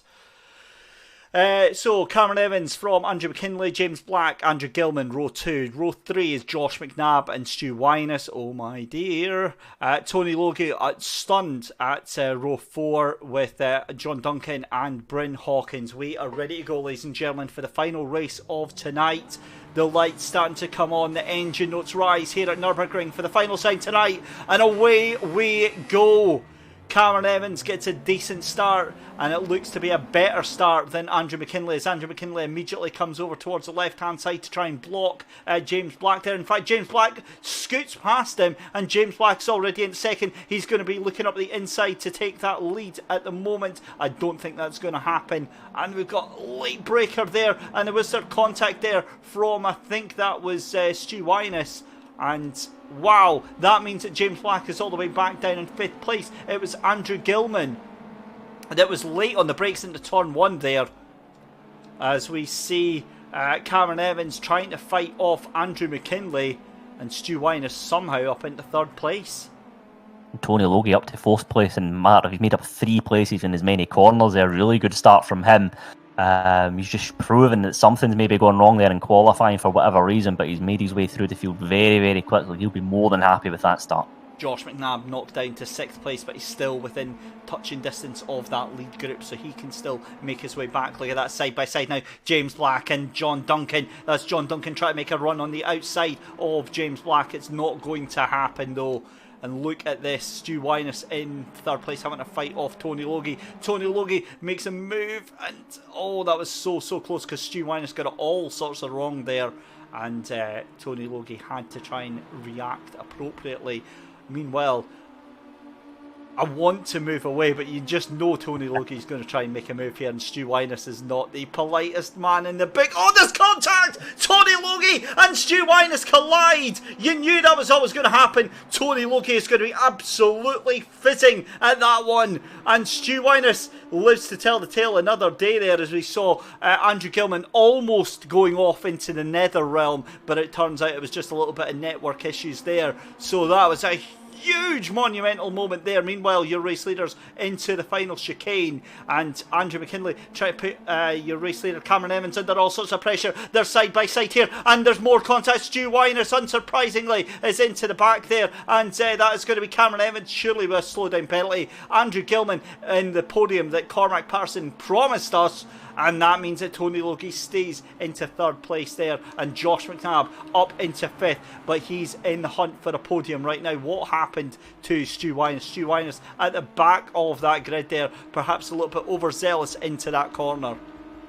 It's all kicking off now. That was a cracking half a lap or so there. Tony Logie's race could have almost ended in tears, but he's managed to keep that car on the track and currently in 4th place. Just made his way through the pack there, and it would have been a really, really nervy moment for him there, because Stu kind of took that defensive line on the inside, then moved across over to it in the last minute. But very, very fortunate Tony Logie to have got away with that unscathed. But he's now got his attention turned very much towards 3rd place and Andrew Gilman. He's already got the move done and dusted, so Tony Logie up into 3rd place, and that leaves Andrew Gilman vulnerable to Josh McNabb there in 4th place. He's got a bit of a connection issue, so you can see the car moving and jinking from left to right unexpectedly, but Stu Wyness is right at the back of the field. He's trying to catch up to that battle for Bryn Hawken and John Duncan. We're going to keep an eye on him because I've got a feeling there's going to be some very major penalties coming his way. Look at the pressure being applied to Andrew Gilman from Josh McNabb, moving one way then the other, trying to get past, trying to psych him out and make a move, but it's not going to stick. Has Josh McNabb got the pace though on the run up here towards the final chicane? Tony Logie is checked out. He is on the hunt to try and catch up Cameron Evans and Andrew McKinley there. And look at that, Stu Wyness up into 8th place already. John Duncan with another penalty, and we've got 5 minutes left to go. 5.5 minutes left to go here. And who was that going very, very wide there? I think that was Stu Wyness again. He needs to calm down. He needs to get a grip on his composure right now, because he is all over the place. Yeah, not been a good couple of laps for him. Josh McNabb, I'm just looking at that gap between him and Andrew Gilman. Josh McNabb, we know he's got the pace. I think he's a very clever driver as well as Josh. He's good at just gradually reeling in the car in front and then making his move, and he's got a great chance here. He's got a good run off the exit there in the last corners and make their way down to the right-hander hairpin. Little bit far away, depends how brave he's going to be on the brakes if he wants to just throw that car right up the inside. Let's see if Andrew Gilman takes the defensive line. He holds his line as Josh looks to weave, looks to put him off in his rear view mirror, and that I almost felt like there was a little bit of movement at the back end of that car, maybe a little bit of lag there. Still keeps outside. Andrew Gilman's got that covered. He'll be more than happy with that, but he looks a little bit vulnerable, I think. Josh McNabb's biting at his heels, desperate to get past and get into 4th place. Yeah, he certainly does, and this is where the battle's really going to hot up. There's contact again, and Josh McNabb gets shown to the exit of the road, and wow, that was a bit robust there from Andrew Gilman. Shown to the edge of the road. I think Josh was already off the track, and look at that. That is going to be Andrew Gilman really, really struggling to keep grips with that car. So, yeah, I think this is going to be fireworks between these two. And then look at all the hell breaking loose behind, as you've got James Black, John Duncan, you've got Bryn Hawken, and you've got Stu Wyness up in there as well. So this is just craziness, as we see Josh McNabb actually ahead of Andrew Gilman now. So he's got past, and I think Andrew Gilman got a slow down penalty for going very, very wide at turn number 5 there. Yeah, I think he did, because he just pulled off to the right-hand side and let Josh through with no problems at all, which was fair play to him. I did wonder if Josh was going to get a penalty for exceeding the track limits or get a slow-down penalty, but he's obviously managed to get through that unscathed and up into 4th place now. So, yeah, he'll be reasonably happy with that, but Andrew Gilman, still 3 and a bit minutes left in this session. He'll be wanting to settle for 5th. He's going to try and get that place back. Certainly will. Meanwhile, the race for the lead has now opened up, because it was 0.8 of a second. It's now down to just 0.3 of a second between Andrew McKinley and Cameron Evans. Cameron Evans got the pace to try and catch right onto the back of your race leader, and look who's in the background. Cue the Jaws music, because Tony Logie is hunting, and he is getting very, very close to that battle. Can he catch him in 3 minutes? I don't think he can. I don't think he's got the pace. Look at that, Cameron Evans, 2:13.865. That's qualifying pace from Cameron Evans with just 3 laps left to go. And I think it's maybe going to be later on in the lap as Cameron Evans tries to outbrake him down into that corner, but it's never going to happen. Meanwhile, further back, we've got John Duncan still in that battle for Bryn Hawkins and Stu Wyness. Stu Wyness now back to the back of the field, and perhaps unsurprisingly, it's been a really, really disappointing race for Stu Wyness. Yeah, it has. He's just got that car into all sorts of bother. And again, it's an opportunity to reflect and look and think, well, part of you need to be you need to know when to go and know when to sit back. And I think Stu's maybe just got that car in the wrong place at the wrong time for a number of reasons. But he's a quick enough driver. His times are good, but it's no use when you're at the back of the panel with a few minutes to go in the session. And there's a good driver in there, we know that, but he's just had one of those nights, unfortunately. One of those nights. But look at this, your race leader in an absolute dogfight right now with Cameron Evans. Cameron Evans has decided it's time to pull a pin and start piling on the pressure on your race leader here with just possibly 2 laps left to go now, with 1 minute 45 on the clock. They come through the Schumacher S's. In fact, I think they will get 1 lap after this, given that they are currently lapping in the 2:14s. That will certainly be the case then. So, John Duncan fighting side by side with Stu Wyners, 8th and 9th place, and I kind of want to say this because John Duncan makes a huge move there. That was a slow down penalty then for Stu Wyners, and potentially there was contact between the two of them and having to give that place back up. But yeah, that's going to bubble over very, very nicely indeed. Andrew Gilman just ahead of James Black. Now, James Black does have a penalty, as does John Duncan. So let's see that. 1 second for James Black and 2 seconds for John Duncan. But yeah, you almost don't know where to look here, Andy. No, I'm looking at the times for Tony Logie, 3.2 seconds now. He's taken about half a second or so out of the 2 cars in front of them.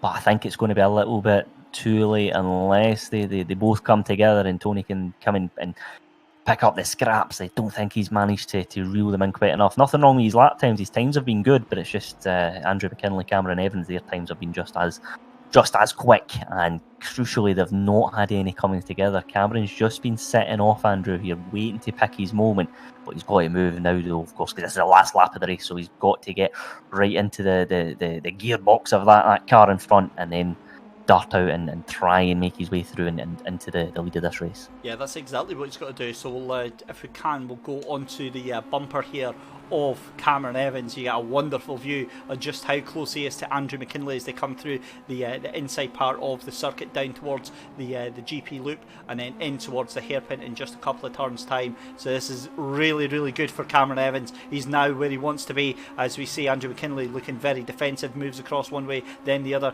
tries to put the car in the middle of the road. Cameron Evans never going to make it round the outside, but gets a good drive out of that hairpin, but it's going to be a better drive for Andrew McKinley. Slips back into the slipstream here, and nothing is going to happen before that Schumacher S's. Yeah, it cost Cameron a tenth or so there, having to take that outside line round the hairpin, but he's made it back round the Schumacher S. Less than a tenth of a second between the two of them. Does he make a move here, or does he hang fire and wait to the hairpin? If I were him, I would be waiting for the hairpin, because then you know you've got that move done and you've won the race. Yeah, it's about not pulling out your cards too early, but has Andrew McKinley seen what he's away to try and do? He's going to try and break away from Cameron Evans behind. This is a fascinating finish that we've got going on towards the finish here. Andrew McKinley on the verge. I believe this is going to be his very first race win here for the SMRC Summer Championship, and I think he's done it. I think he's got enough in the bag, because that gap is now going up 0.4 of a second. Andrew McKinley, just one corner left to go from Cameron Evans. Tony Logie hunting in the background there. Here we go round. It's going to be Andrew McKinley then across the line to take the second race of the evening ahead of Cameron Evans. A great win there for Andrew McKinley. Tony Logie is going to finish in 3rd place. A fantastic 4th place there for Josh McNabb. James Black on the recovery drive. Is he going to get done by Andrew Gilman? He's not. 5th place then for James Black, but he has got a penalty, so that drops him all the way down. So it's Andrew Gilman in 5th place, Bryn Hawkins in 6th place. 7th place is going to go to James Black, Stu Wyness in 8th place, and John Duncan in 9th place. What a race. Well done, Cameron Evans. That was an awesome dogfight towards the end there, but congratulations to Andrew McKinley on winning race number 2. Wow, oh wow, oh wow, oh wow, Andy. That was amazing. Stunning drive there. Full credit to Andrew McKinley there. Great bit of defensive driving, because that wouldn't have been easy with Cameron Evans hot on his heel there. We know how quick Cameron is as a driver. And indeed, if we look over to the right-hand side, fastest lap of the race there as well, while he's been trying to get past Andrew. So, brilliant bit of driving there, Andrew McKinley. Credit to him. And that's been a great way to end off a brilliant night of racing here in the SMRC Summer Championship. Certainly has. So what a fantastic night we've had here, and yeah, we really, really enjoyed that. So thank you very much for joining us for the finals for the PlayStation 4 and for the Xbox as well. The next time you're going to see us is going to be next week. Is going to be over to Kota. Is that a track you particularly like, Andy? It's an interesting one, isn't it? Because the silence said it all there. It's an interesting one because it's a bit of obviously a mix of numerous circuits from across the world. So it's definitely a real test of the drivers. It's a track that I find you have to it's that first sector is really, really tricky. If you get that first sector wrong, it's a long lap. Do you know that way? It's a long lap before you can clear your head and go again. But no, a great bit of racing and here tonight, and we're in for another treat round Kota, that's for sure. Excellent. Join us next week then, Andy. We'll be having you back for the qualifying heats on Wednesday night. I had to think about that there. Wednesday the 5th of August. And we will be having the qualifying heats for round 6. We have just got 3 rounds left to go, ladies and gentlemen. We've got Kota, Donington National, and then the grand finale at Bathurst, Mount Panorama. But from myself, Dave Christie, and from Andy Alston, thank you very much for joining us tonight. We'll see you next week for round number 6.